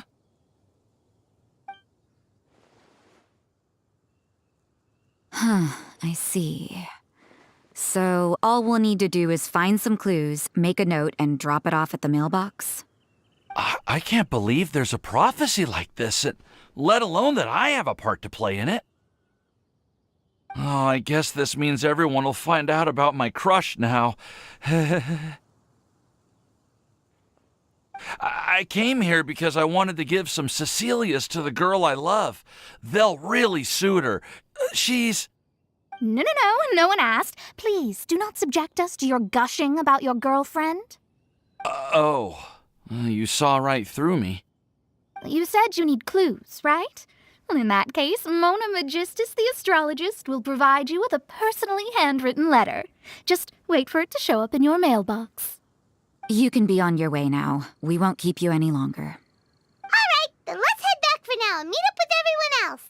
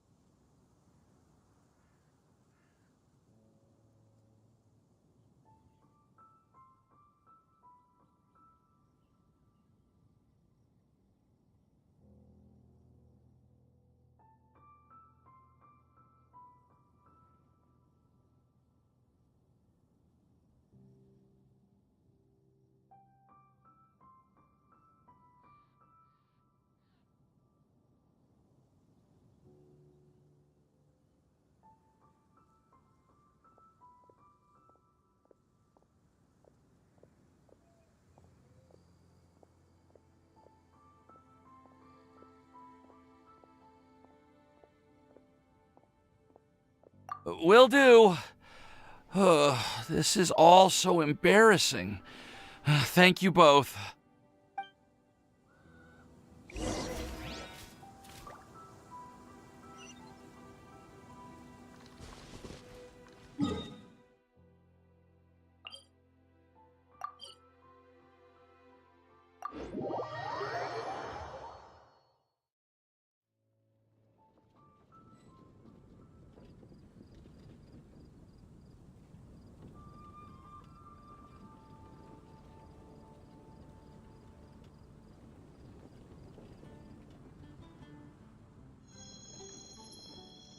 Have you heard about the chasm?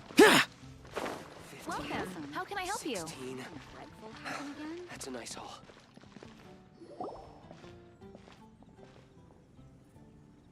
We're back! Oh, but it looks like you two beat us. Welcome back. Did everything go well? Yep! We managed to find and talk to everybody. We got back a little early, so we took some time just now to put the mailbox together. We got really lucky today. The vendors were feeling super generous, so we didn't even need to pay for the materials. It's just a shame that Kale got a splinter.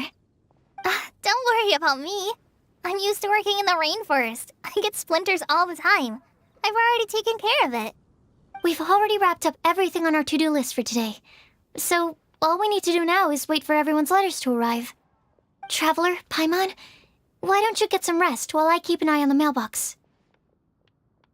You're definitely your master's student, Sucrose. As long as you or 𝕰𝖚𝖆𝖐 are around, Paimon can relax and know that everything's taken care of. Stop. You're embarrassing me. Wait. Actually, there's one thing that still needs taking care of. Paimon's starving. Hey, Traveler, you want to get dinner? Your treat.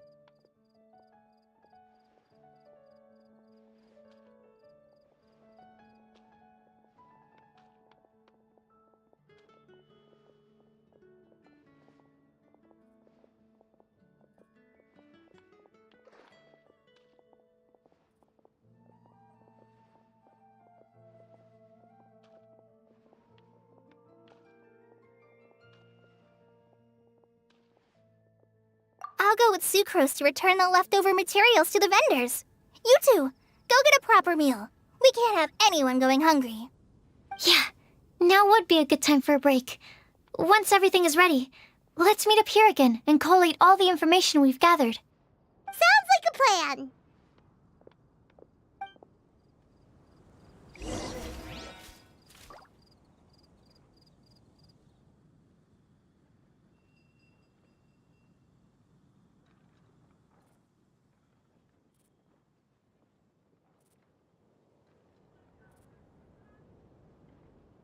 Have you heard about Welcome. the chasm? How can I help you? Chasm? Something dreadful happened I again? know you better. A flower that is not of this world.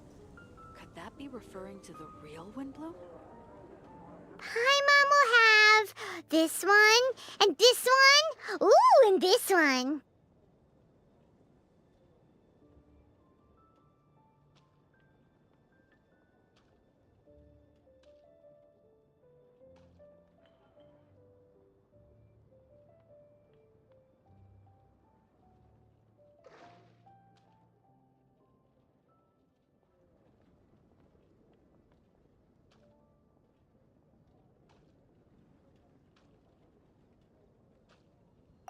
Hey, Paimon's really hungry! And don't forget, Paimon's also ordering for you, too. It's not like Paimon's gonna eat everything by herself.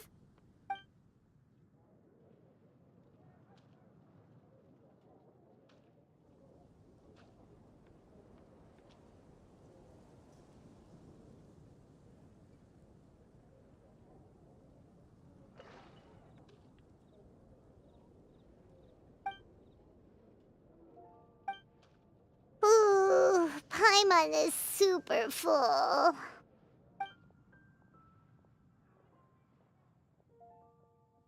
Is everything packed up and ready?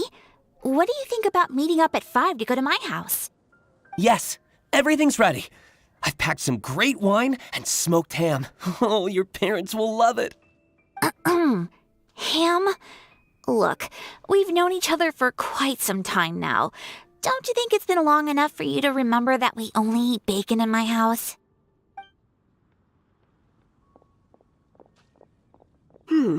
I must remember to get some milk today on my way home. Please, feel free to pay a visit to Cat's Tail anytime. Enjoying the scenery? Oh, Tone-Deaf Bard! Are you here for some food as well?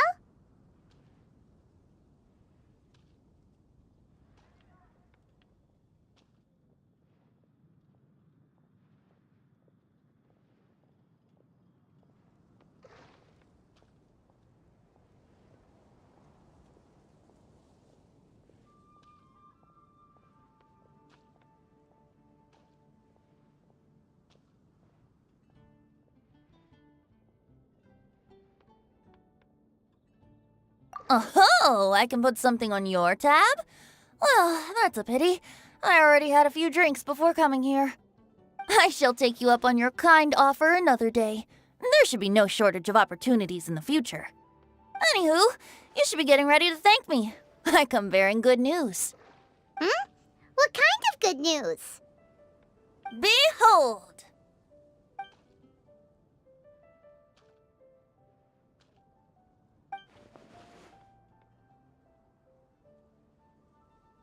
What is it? It's what you need the most right now. The answer to the prophetic puzzle.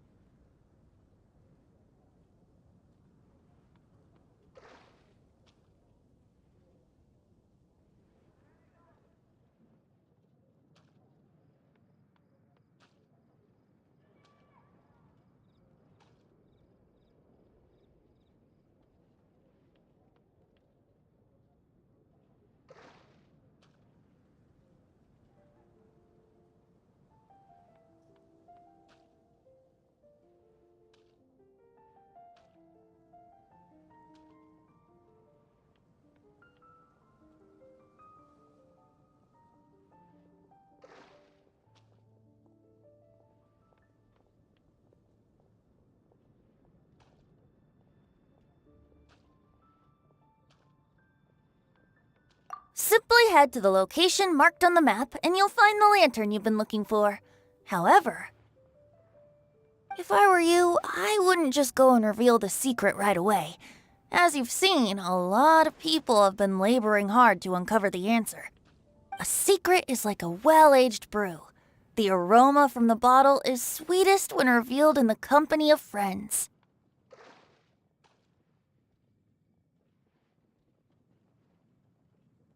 Then it's settled. I'll leave you to your business for now. Feel free to find me for a chat again once you're done working through the prophecy. Also, if you have some time, we could organize another fast-track love poem class. Oh, you're starting that up again? I sure am. Nobody else has signed up this year, though, so the duty to learn falls on you. Anyway, see you later. Venti always looks so relaxed whenever we run into him. Paimon can't help but be jealous. Excuse me, if you don't mind, could I chat with you for a moment? Oh? Who are you? You may call me Scarlet. Just like you, I'm a traveler visiting Mondstadt from another land. Mind if I buy you a drink?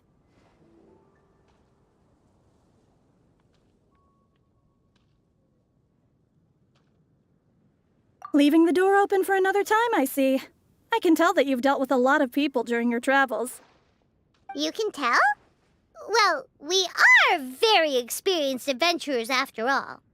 I can. That's why I tried to strike up a conversation with you in the first place. I was on my way to go shopping earlier when I overheard your conversation next to the crafting bench. From what I could gather, you are trying to investigate a bizarre prophecy? Yep, bizarre is definitely the word. Don't you think it sounds just like the kind of story that would happen in Mondstadt?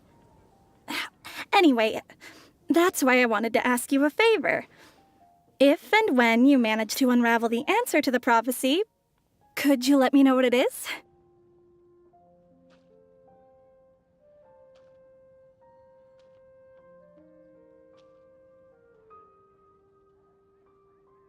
Not so much the prophecy itself, but Mondstadt as a nation. That's what I'm interested in. I was born in a distant land, but I have family and friends who once lived in Mondstadt for a long time. They said that it's a great place full of fairy tales and romance and recommended that I come for a visit. As it happens, someone I know has an anniversary coming up soon, so I figured this would be a good time to come here and see all the sights that she once saw. What do you think about Mondstadt so far? It certainly lives up to its name as the city of romance and freedom. We think so too. So, about the prophecy.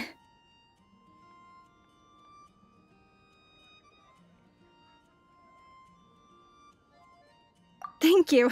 You're very friendly. It's been a real pleasure to meet you. I'll leave it to you then.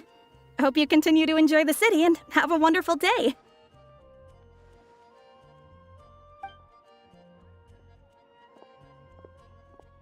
She definitely isn't dressed like a local, huh? Where do you think her hometown could be? Please find me a flower that is not of this world, and a guide who will never get lost. Find me one who would never lie, as well as a legend that never ends.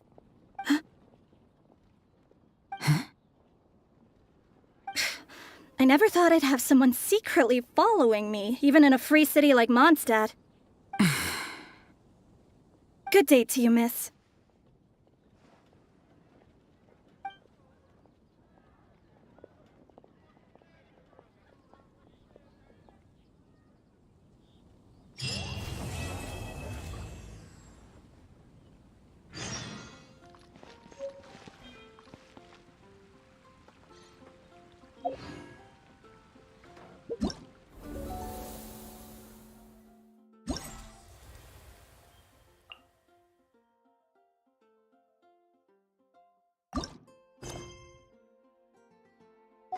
Reduced to just standing around.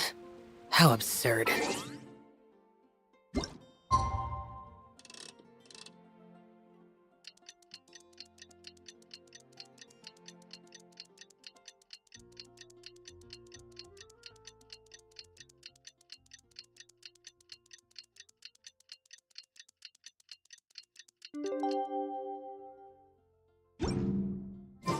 It's time! It's time! Let's go meet Sucrose and Kale at the crafting bench!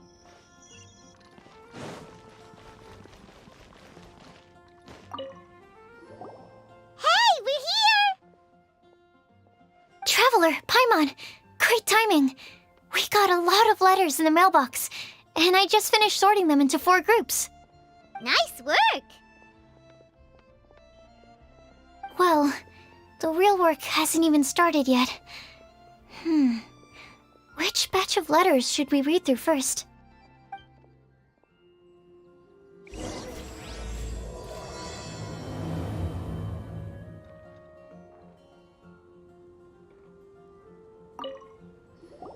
Hey, we're here! Traveler, Paimon, great timing. We got a lot of letters in the mailbox, and I just finished sorting them into 4 groups. Nice work! Well, the real work hasn't even started yet. Which batch of letters should we read through first?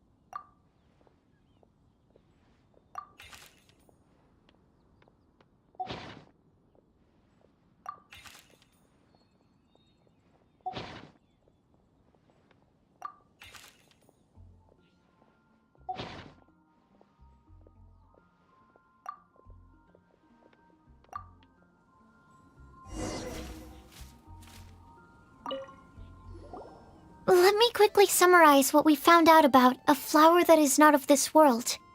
𝕭𝑚 believes that on closer examination it might be logically paradoxal, while 𝕰𝖚𝖆𝖎𝑑 says that his answer would be better discussed at length in person. As for my answer, I think a clock in the shape of a flower would constitute one that is not of this world. Here's what we've gathered regarding a guide who will never get lost. Mona said that she'd like to join us in uncovering the secret behind the prophecy, while Bennett suggests Fischl, Mona, or the Traveler as potential candidates. Mika didn't submit much, but he did draw a vegetation map for Master 𝕭𝑚 and wrote up a dragon spotting calendar for Cyno. Amber also wrote in. She said that she sees herself as nobody's guide, but everybody's friend. As for one who would never lie, Rosaria removed herself from consideration, but both Razor and Cyno are willing to support us in our search. Timaeus seems to have forgotten to write to us. And finally, this is what we've gathered on a legend that never ends. Klee said that her mom has a number of friends who like to write storybooks. Lisa believes that legends live forever in people's hearts.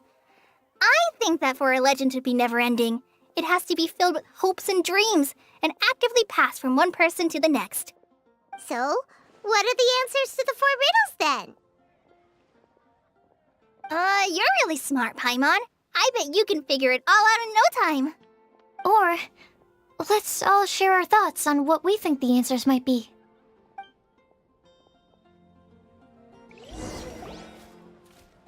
Wait!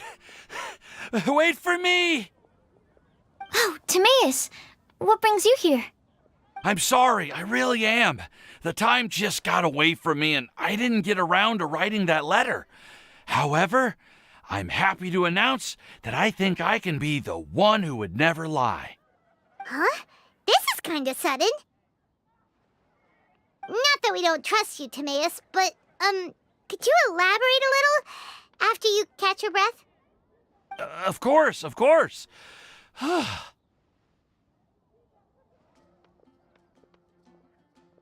Do you still remember the time I, collaborated with a certain Miss Ying-R?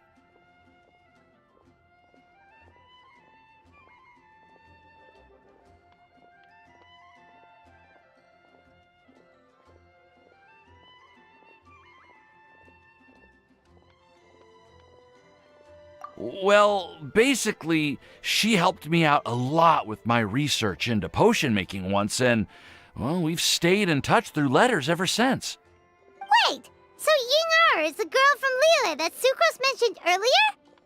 We always assumed you were hard at work every time we saw you at the crafting bench. So you've just been writing letters to Ying-R the whole time? No, I mean, not all the time. I've done some work too. And anyway, our correspondence covers a lot of serious topics, like perfumes, potions, alchemy. Anyway, a few months ago, I made a vow to the heavens that I will be true to myself and never utter an insincere word until the day that I've managed to win Miss Ying-R's heart. So, at Star Snatch Cliff, you were picking Cecilia's as a gift for Ying-R? Well, that's right.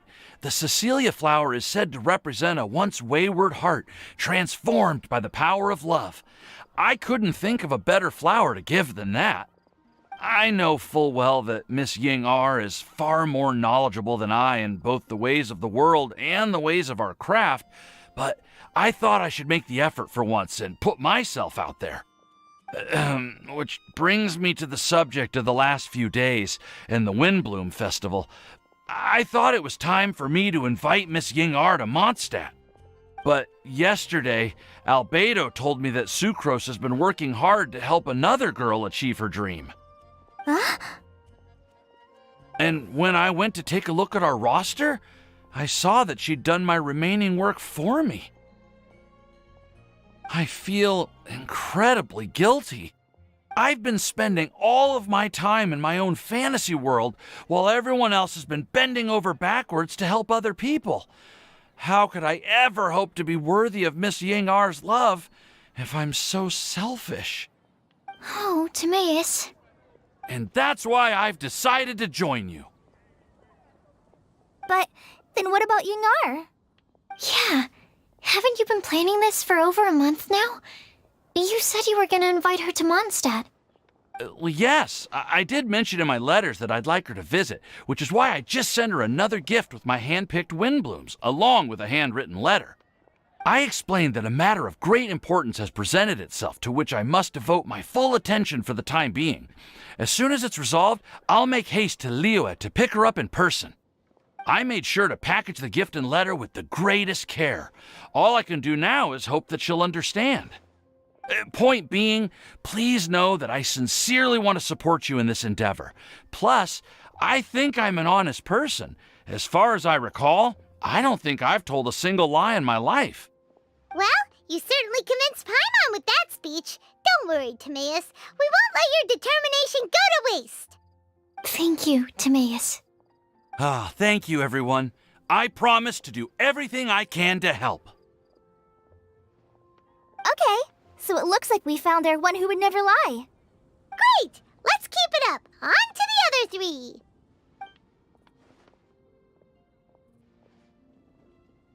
Okay, Paimon will do the honors. Ahem.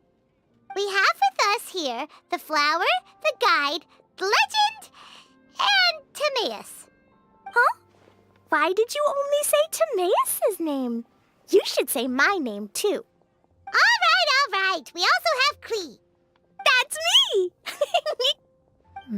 With 𝕬𝕬 here, this all somehow feels like we're getting ready for a field trip. There's nothing wrong with a more relaxed atmosphere, is there?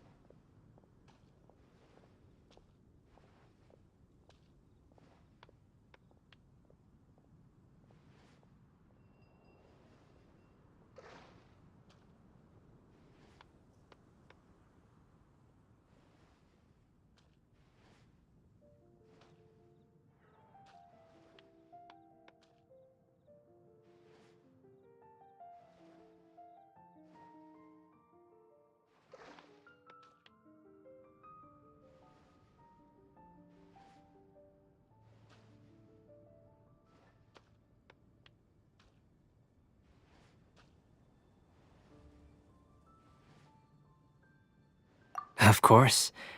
We will soon see if my hypothesis has any merit. Actually, I'm still feeling a little nervous. Me too. But weren't you all fired up just a moment ago? Yeah, you're right. Okay, let's do this. Actually, I'm a little worried too. Deep breaths. Deep breaths. I know what you're feeling. Saying anything becomes so much harder when there are so many people watching. Well, does anyone know the exact location of where we're headed, or should I do a reading on my scry glass? According to the prophecy, once we figured out the answer, we should test it at the Lantern of Utmost Joy. Wait, but where is this lantern? Oh, we know something about that.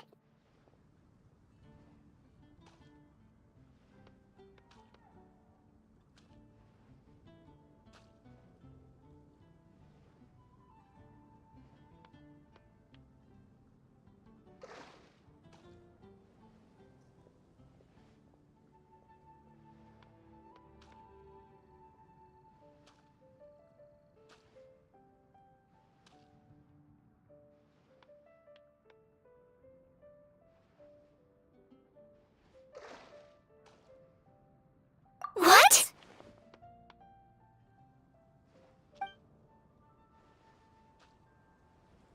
Wow, that's amazing. You really know how to do everything under the sun. Then we'll let you lead the way.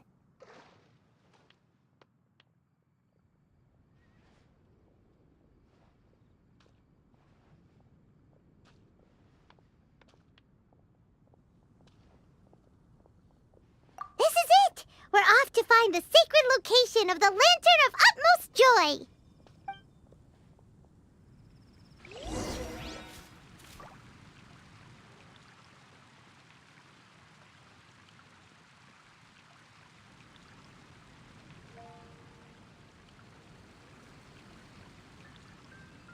The damned will sooner die again than lay a hand on me.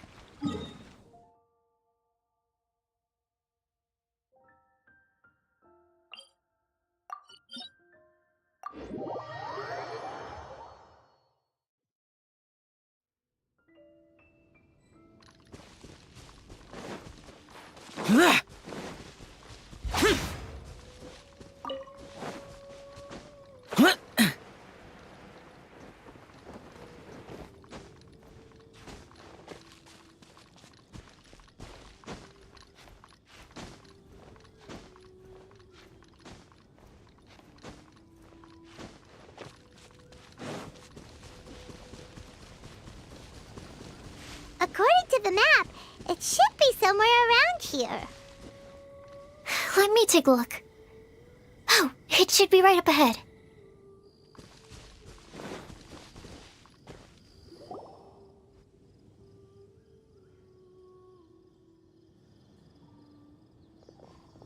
Aww. I don't see any lanterns here. Now that I think about it, the prophecy didn't say anything about what the Lantern of Utmost Joy actually looks like, right? Maybe we've overlooked something? Traveler, are you trying to figure out something else from the paper?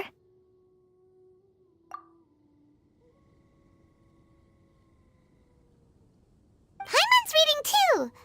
Huh? It says to look up. But there's nothing above us! The wind didn't trick us, did it?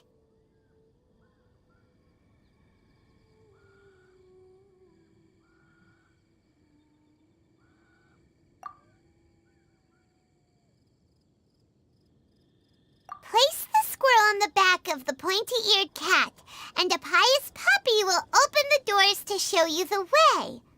Huh. Paimon read the whole thing out loud, but nothing's happening. Look! Look! The wind is blowing! What a strong wind current. Let's ride it up and see where it leads us. Huh? We'll have to fly up there? Can someone carry me with them? Here.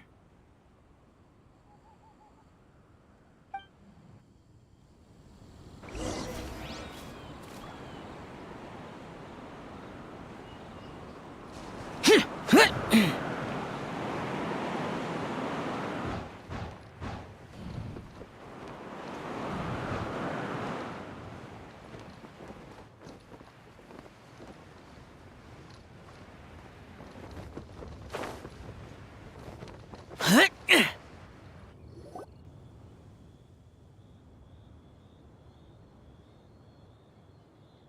did this little island get up here in the sky? Did somebody make it? Just to be safe, I've been jotting down our entire route here. This way, no one will get lost. Oh, good thinking, 𝕬𝕬𝕐𝕬. Huh. Who would have thought we'd find this kind of table here? Weird. It's almost as if someone was holding a tea party. I never would have guessed that such a place could exist. Right above Mondstadt, too. Wow, look at that pretty lantern on the table. There's even a chair for each side of the lantern, too. There seems to be something on the back of this chair. Let me have a closer look. Take your seat, present your answers, and you shall reach enlightenment. Well, as far as instructions go, I guess that's simple enough. So we just need to do as it says, right? Wait a second. Huh? What is it, 𝕬𝕐𝕐? We'd better make sure this place is safe before taking our seats. Everyone, please stay clear for a moment. Well, all our questions and doubts aside, the scenery here is pretty amazing. It'd be impossible to feel stressed here. How is everything, 𝕬𝕐𝕐? Everything seems to be fine. I didn't find any traps or suspicious mechanisms, but I also couldn't find any overt destructive devices. Huh? What do you mean? Well, it seems that wrong answers won't have any catastrophic consequences. Looks like we'll have to sit on these chairs and fulfill the prophecy. Everyone, I would like to suggest that we try some risky answers on our first attempt. Let's reserve our most confident answers for the second round. That sounds kind of smart, but why? Ah, I get what he means. If we do as he says, then we may be able to figure out how the puzzle works. I see! That makes a lot of sense. Mona, is there something wrong? You're not looking too good. Oh, are you hungry? I brought some snacks. Thank you for offering, 𝕬𝕐𝕐, but that's not quite it.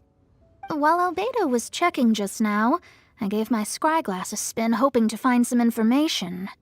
But there's a strange aura to this place. It's almost as if someone has been staring at me as soon as we stepped foot in here. But if nothing here has actually been physically tampered with, then no. Could that person be?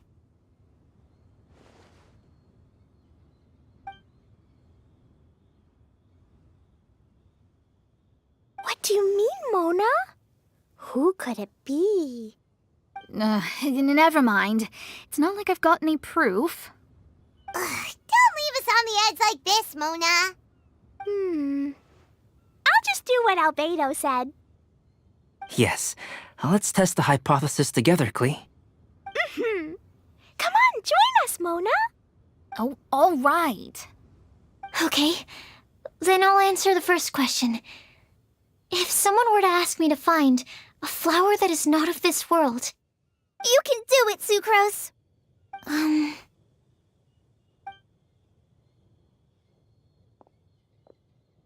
Then I would fetch a tetragonic sweet flower. All right, I'm up next. My part of the prophecy is to find a guide who will never get lost.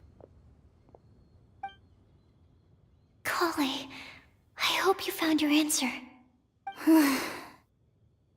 My answer is that I will be that guide. For a long time, I have been guided by others. It's taken me a while, but I finally made it to where I am today. Although I still haven't made a name for myself, and I'm still quite immature, I would still like to put my name forward, because I would like to become a guide that can help others. I want to help others the same way Amber, Master Tighnari, Cyno, and everyone else helped me. Now it's my turn to pass on the gift that I've been given. All right, it's up to me to answer the third part. I'll submit myself as one who would never lie. Although I've never really had any other virtues or talents, I'm confident that I've always been an honest person. I'd like to thank everyone, too, for giving me this opportunity to validate myself. And last but not least, I will answer the final part of the prophecy. There's no tale more befitting the title of a legend that never ends than our fates as human beings. Wait! The lantern just lit up! Whoa! All 4 sides of the lantern are glowing! Huh? But... 𝕬𝕬, could I ask you to stand up for a second? Oh, all right.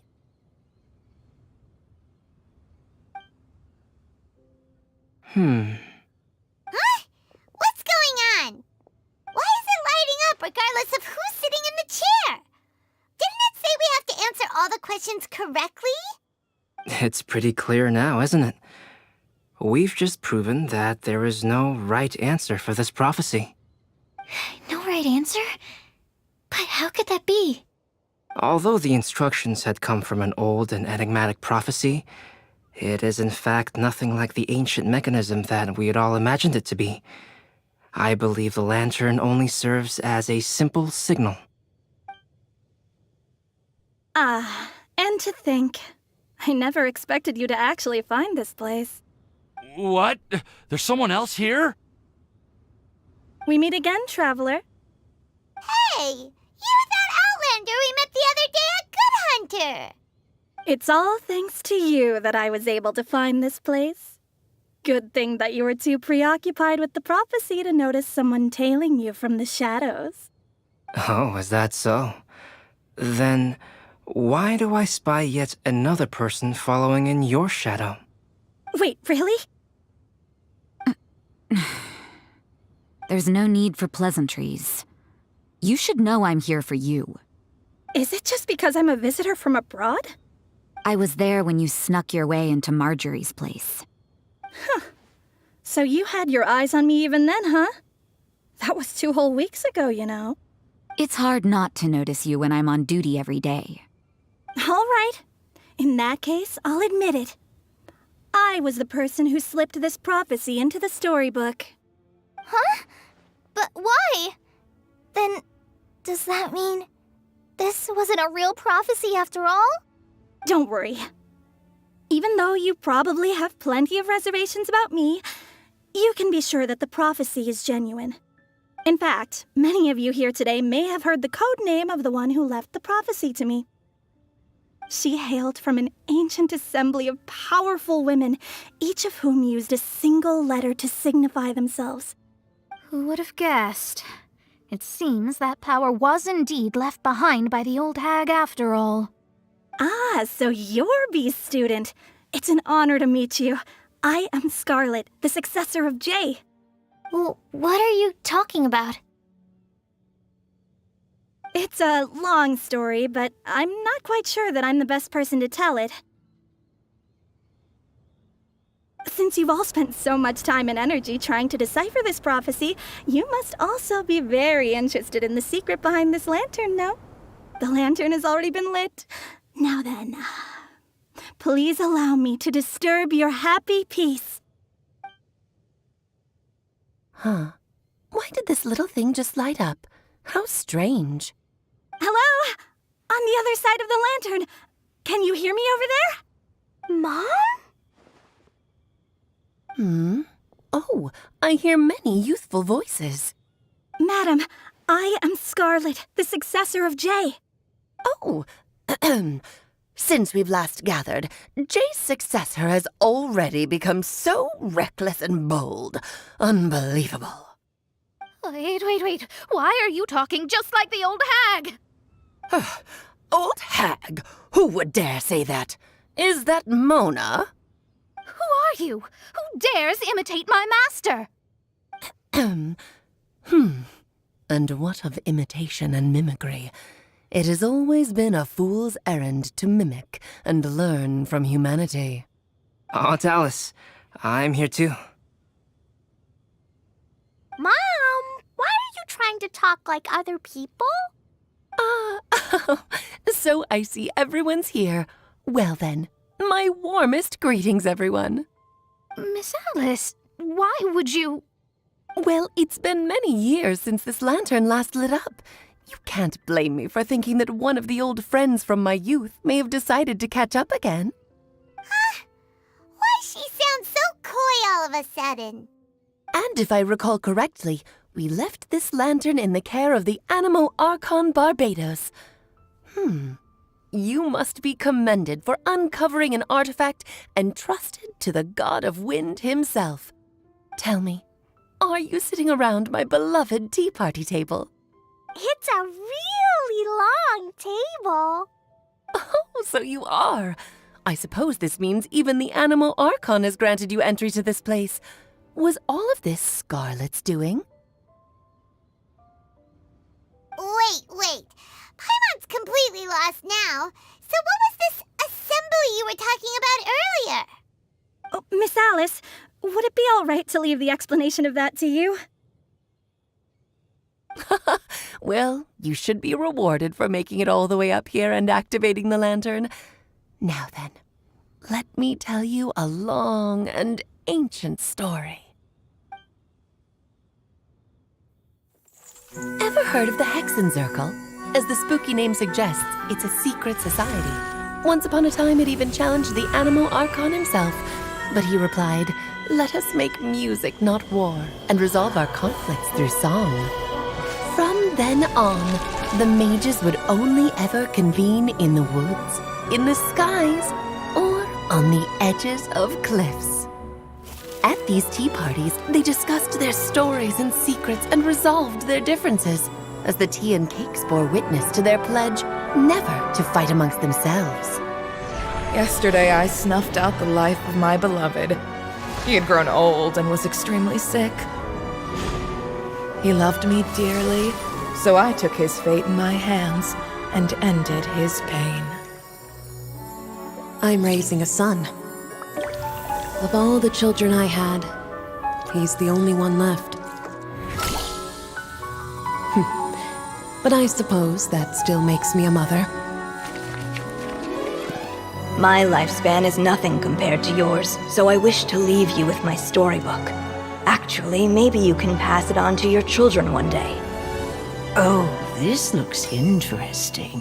Let me scry. My dear sisters, we mustn't let prophecies threaten our bonds of friendship. Even the most frightening witch was once a little girl, and growing up can be so tough. Sometimes we all need to vent our troubles to the wind. Even if the nations go to war, or the sky falls down, the mages' tea parties shall forever be held around this table.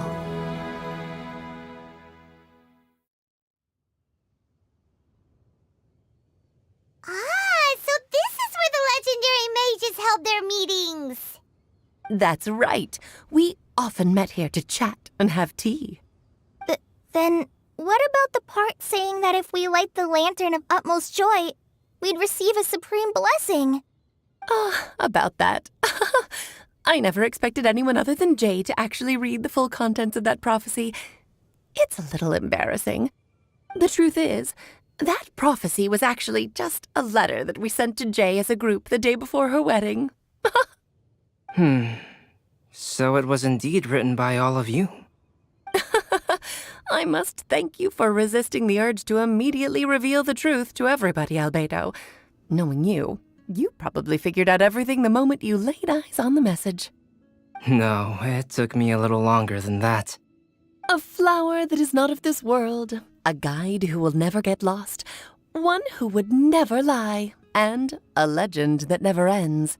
These 4 descriptions signify 4 individual mages. When a member of the organization had to leave the group to spend the rest of her days with her beloved, the other mages would write down this prophecy and send it to her to invite her for a final get-together. A flower that is not of this world signifies, of course, flowers that do not naturally exist in this world. This is the signature of our full name, Rhine-daughter, also known as Gold. If there's anyone in this world who could create a flower species that does not yet exist, it would be her. The guide who will never get lost is N, otherwise known as Nicole. You may not have encountered her yet, but she is a truly extraordinary woman who has made this world's direction and order her subject of study. Some of you may be fortunate enough to have already heard her voice. Like a prophetess, she will only speak to guide people toward the truth when a change has occurred in the world. She has a tendency to suddenly speak in someone's mind without any warning. If one day you would be unfortunate enough to run into a truly dangerous situation, she may use her voice to guide the way forward for you. Who would have guessed that there are so many mysterious women in this world and that they would all know each other? The one who would never lie is me. I hope no one would take offense. It's just that I, Alice, or A for short, have always had a soft spot for those with sincerity and candor. As for a legend that never ends, you may not know M in person, but you've likely encountered one of her works. Have any of you ever read The Boar Princess? Huh? I'm pretty sure every child in Mondstadt has read that book. It's also one of my favorite stories. M was an exceptional human writer who used her prose to teach me the meaning of grief. Don't you think such a person would deserve a seat at the mage's table? Paimon's getting more and more lost. It may sound hard to believe, but I can attest to everything that Alice has said. Jay was also a mortal who aged and passed on, leaving her title to her students and followers. Alice, you've never acknowledged any of Jay's successors. It's now been centuries since the first of us took on her mantle. I've always wanted to meet you. Do you also want to become a mage? Title aside, I think I'm more interested in the meaning and purpose of the Hexen Circle. I used to think that the Hexen Circle was a group of women who could control the very fate of this world. But now, I've seen for myself that besides Jay, many other ordinary people were also among you. Do you think less of us now? No, not at all. My interest has been piqued, and I'm now even more drawn towards the idea of becoming a mage. You're right. I've never acknowledged any of Jay's successors, but you are different. You are much more fascinating than any of your predecessors. Oh, has someone finally piqued Aunt Alice's interest? Now is not a good time, Scarlet, but as soon as I am able, I will seek you out for a meeting. I want you to tell me all about Jay's married life back in her hometown. So the mage who received the prophecy letter from all of you was Jay? She left the Hexen Circle after getting married? Precisely. There was only one way the letter could have been interpreted. She would have known what we meant as soon as she saw the message. We were just asking one thing of her. Please come to see us again. Before you go and settle forever with your happiness, please come share some of it with your best friends and sisters. So, the Supreme Blessing actually meant... All journeys are fleeting and will eventually come to an end. What will give us the most fulfillment and happiness in the end are those who will greet us at our journey's destination. Dear child, I believe you can also understand what I am talking about. We women will always have many troubles and encounter pains and frustrations that will keep us up at night. But no matter how hard things may become, we will cross mountains and oceans to see our best friends again, regardless of how many years have passed or how far the distance may be. As long as we can be with our beloved friends, our hearts will be filled with joy. To us mages, that's what being supremely blessed is all about. I still still don't get it, but I do know that all the mages are Mom's best friends. If you ask how I see it, the 𝕮𝑥𝑎n is just a group of ladies that I spent my youth with. Anyway, I'll introduce some of the other members to you all later. I still have a few things to attend to, so this will have to do for today. Bye, Mom. Todoko says bye, too. Goodbye, darling, and farewell to all of our other friends as well. I'm sure we'll see each other again. Oh, now that I think of it, isn't it getting close to that time of year? Yes, it's Windblume again, Alice. It's also a special anniversary date. I'm sure you still remember. Yes, I do remember now. It was on this day many, many years ago that Jay tied the knot. Ah, just in time for the Festival of Love and Freedom. Everyone, please enjoy this year's Windblume Festival to the fullest.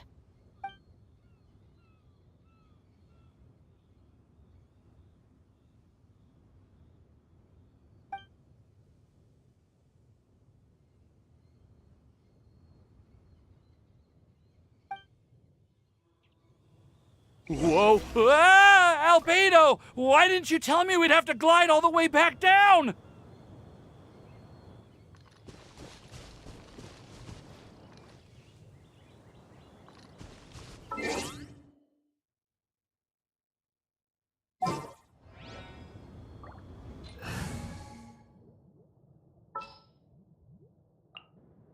This world is full of unsolved mysteries.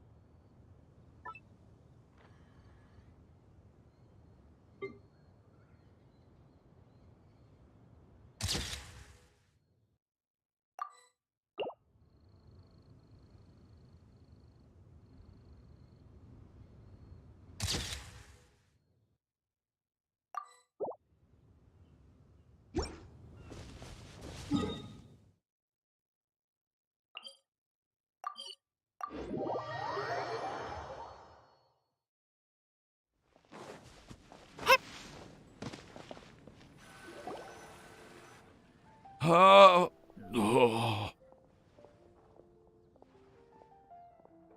you okay, 𝕤𝖆𝖆? Maybe you'd feel better if you just, let it out. I'm fine, I'm fine. I'm just, a little glider sick, that's all. You may want to look into getting your own gliding license when you have the time. It might prove helpful to you. Okay. Sure thing. It sounds like you've still got something on your mind. Why don't you tell us? We're all happy to listen. It's nothing, really. It's just... Well, Alice's story was really interesting and romantic. I won't argue about that. But still, the whole thing wasn't quite what I was hoping for. Of course, I didn't actually expect the supreme blessing to be real, but... Don't say that. None of this was your fault, 𝕤𝖆𝖆. Honestly, it's more on me for having agreed to be the Windblume Festival Special Ambassador. Had I not asked for everyone's help... If anything, it should be my fault for finding that prophecy. Oh, no. I didn't mean to blame the two of you either. I just feel like this whole adventure didn't really end on a high note, and we also didn't really get anything out of it. But I'd say we still learned something new. Well, that aside, 𝕤𝖆𝖆, you still need to go to Liyue to apologize to Ying'er, right? Do you want Collei and I to accompany you? Oh, Miss Ying'er. Well, I mean, I just really don't want her to get mad at me. Now that I've come back to my senses, I really don't know what I should do. Hey, you three? You may want to look over there. Huh? Miss Ying'er? Oh, so that's Miss Ying'er? I've never met her before. Yep, that's her. And she actually came all the way to Mondstadt. I am so sorry, Miss Ying'er. But how did you... I mean... Are you so happy just to see me? Well, of course I am. I'm so happy that, I don't, Sorry, I don't know what to say. I was ready to give you a harsh scolding, but now that I've seen you like this, I suppose I could let you off the hook this time. You said you couldn't come to pick me up because of a very important matter, right? Well then, of course I had to come and find you instead. Should we go see how they're doing? Oh, I wouldn't. You'll get hit by a forest boar if you interrupt a couple's romantic conversation. Oh, really? We'll just leave them alone then.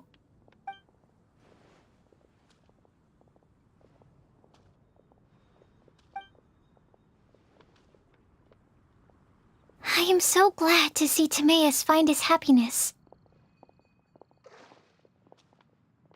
I have to say, I'm even more envious of you, Sucrose. You can be happy just to see others happy, and you gave me so much help without any expectations in return. Even though you said that we're very much alike, I still feel like you have a much bigger heart than I do. But if you say that, then I'd say I'm also nowhere near as brave or tenacious as you. I guess we have the same amount of positive qualities. They're just spread over different parts of our personalities. I've never visited Sumeru, or made many friends from outside of Mondstadt. I'm happy just to have met and become your friend. Maybe I'll get shy and flustered when I meet other people I don't know in the future. But that's okay too. Since we are so alike, you probably get what I'm trying to say. You just need to believe that all of your issues aren't really issues at all. But Isn't it too late now for me to learn to accept myself? Well... Do you know anything about the blooming cycles of Cecilius?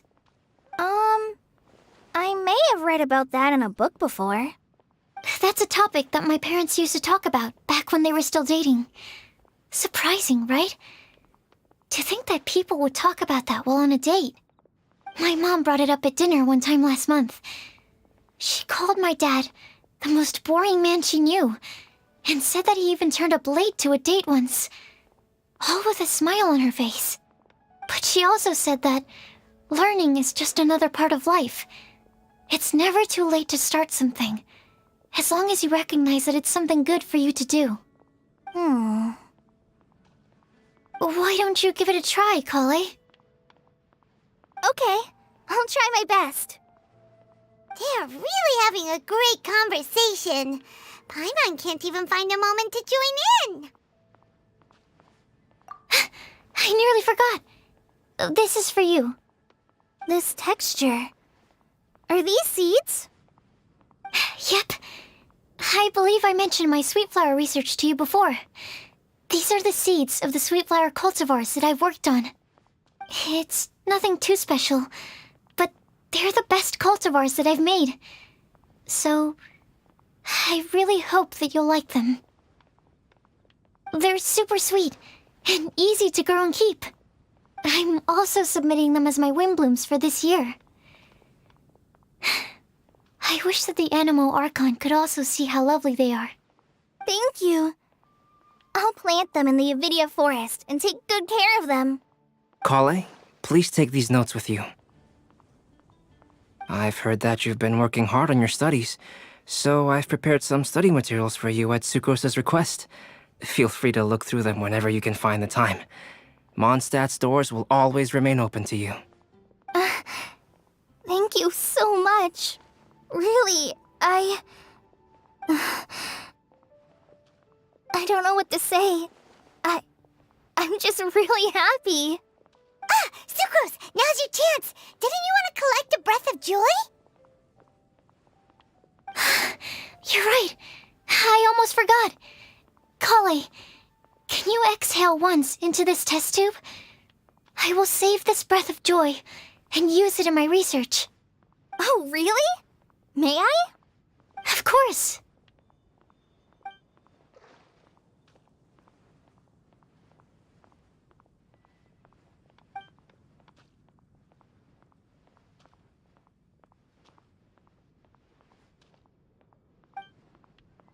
Huh? What was that? It was like a little cloud of happiness, but now it flew away.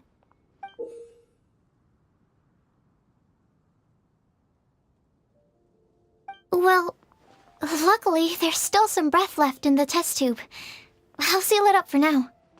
I'll keep working on it and let you know as soon as I have any breakthroughs in my research. Yeah, you can write to me. I'll be sure to respond as soon as I receive your letter. Oh, it looks like you found a new pen pal. Master Tighnari! Cyno! If your friendship was forged in a test tube, does that make you test friends forever? That's it. I think you've ruined Sumeru's reputation in Mondstadt beyond all hope of repair. All that matters is that I've enjoyed Mondstadt immensely. The dragon here possesses a majestic form. Oh, that reminds me. Traveler, this card back is for you. Cyno wanted you to have one for yourself. If I had to guess, I'd say he probably wants you to use it if you challenge him to a duel. I'm a master of the game. Do you dare challenge me? Can you believe this guy? Huh. Let's knock him off his high horse. Wait! I've got something to give you, too. Huh? 𝕬𝕬 has a gift for us? Yeah! I figured I should follow local Mondstadt customs and prepared a few small things themed after the Windblume festival. I made these bookmarks from Sumeru roses at the hotel. I want to give them to Amber, Master Tighnari, and Cyno. During Windblume, Mondstadters offer flowers to the people most important to them. You three are family to me. But Tighnari said that we're not anything like an academic family. He wouldn't write joint papers with us. Well, in this case, we can consider ourselves as regular siblings. And that should be just fine. I agree. Oh, and here are some 𝕬𝕬𝕬 seeds as well. These are for the Traveler, Paimon, and everyone else from Mondstadt. Whoa, are these really for us? So, are these your chosen Windblooms? Mm-hmm, one of them. Both 𝕬𝕬𝕬𝕬 and Sumeru roses are my Windblooms.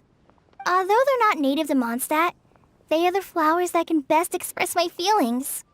I want to give them to the people I feel thankful for. To those who I wish to accompany as we greet more seasons and future Windblooms together. The real blessing in life is when you are surrounded by people who you'd miss day and night, and who you'd want to see even if that meant crossing mountains and oceans to do so. I'm so happy to hear you say that. Sucrose, do you see that cloud over there? Huh? Doesn't it look just like your test tube?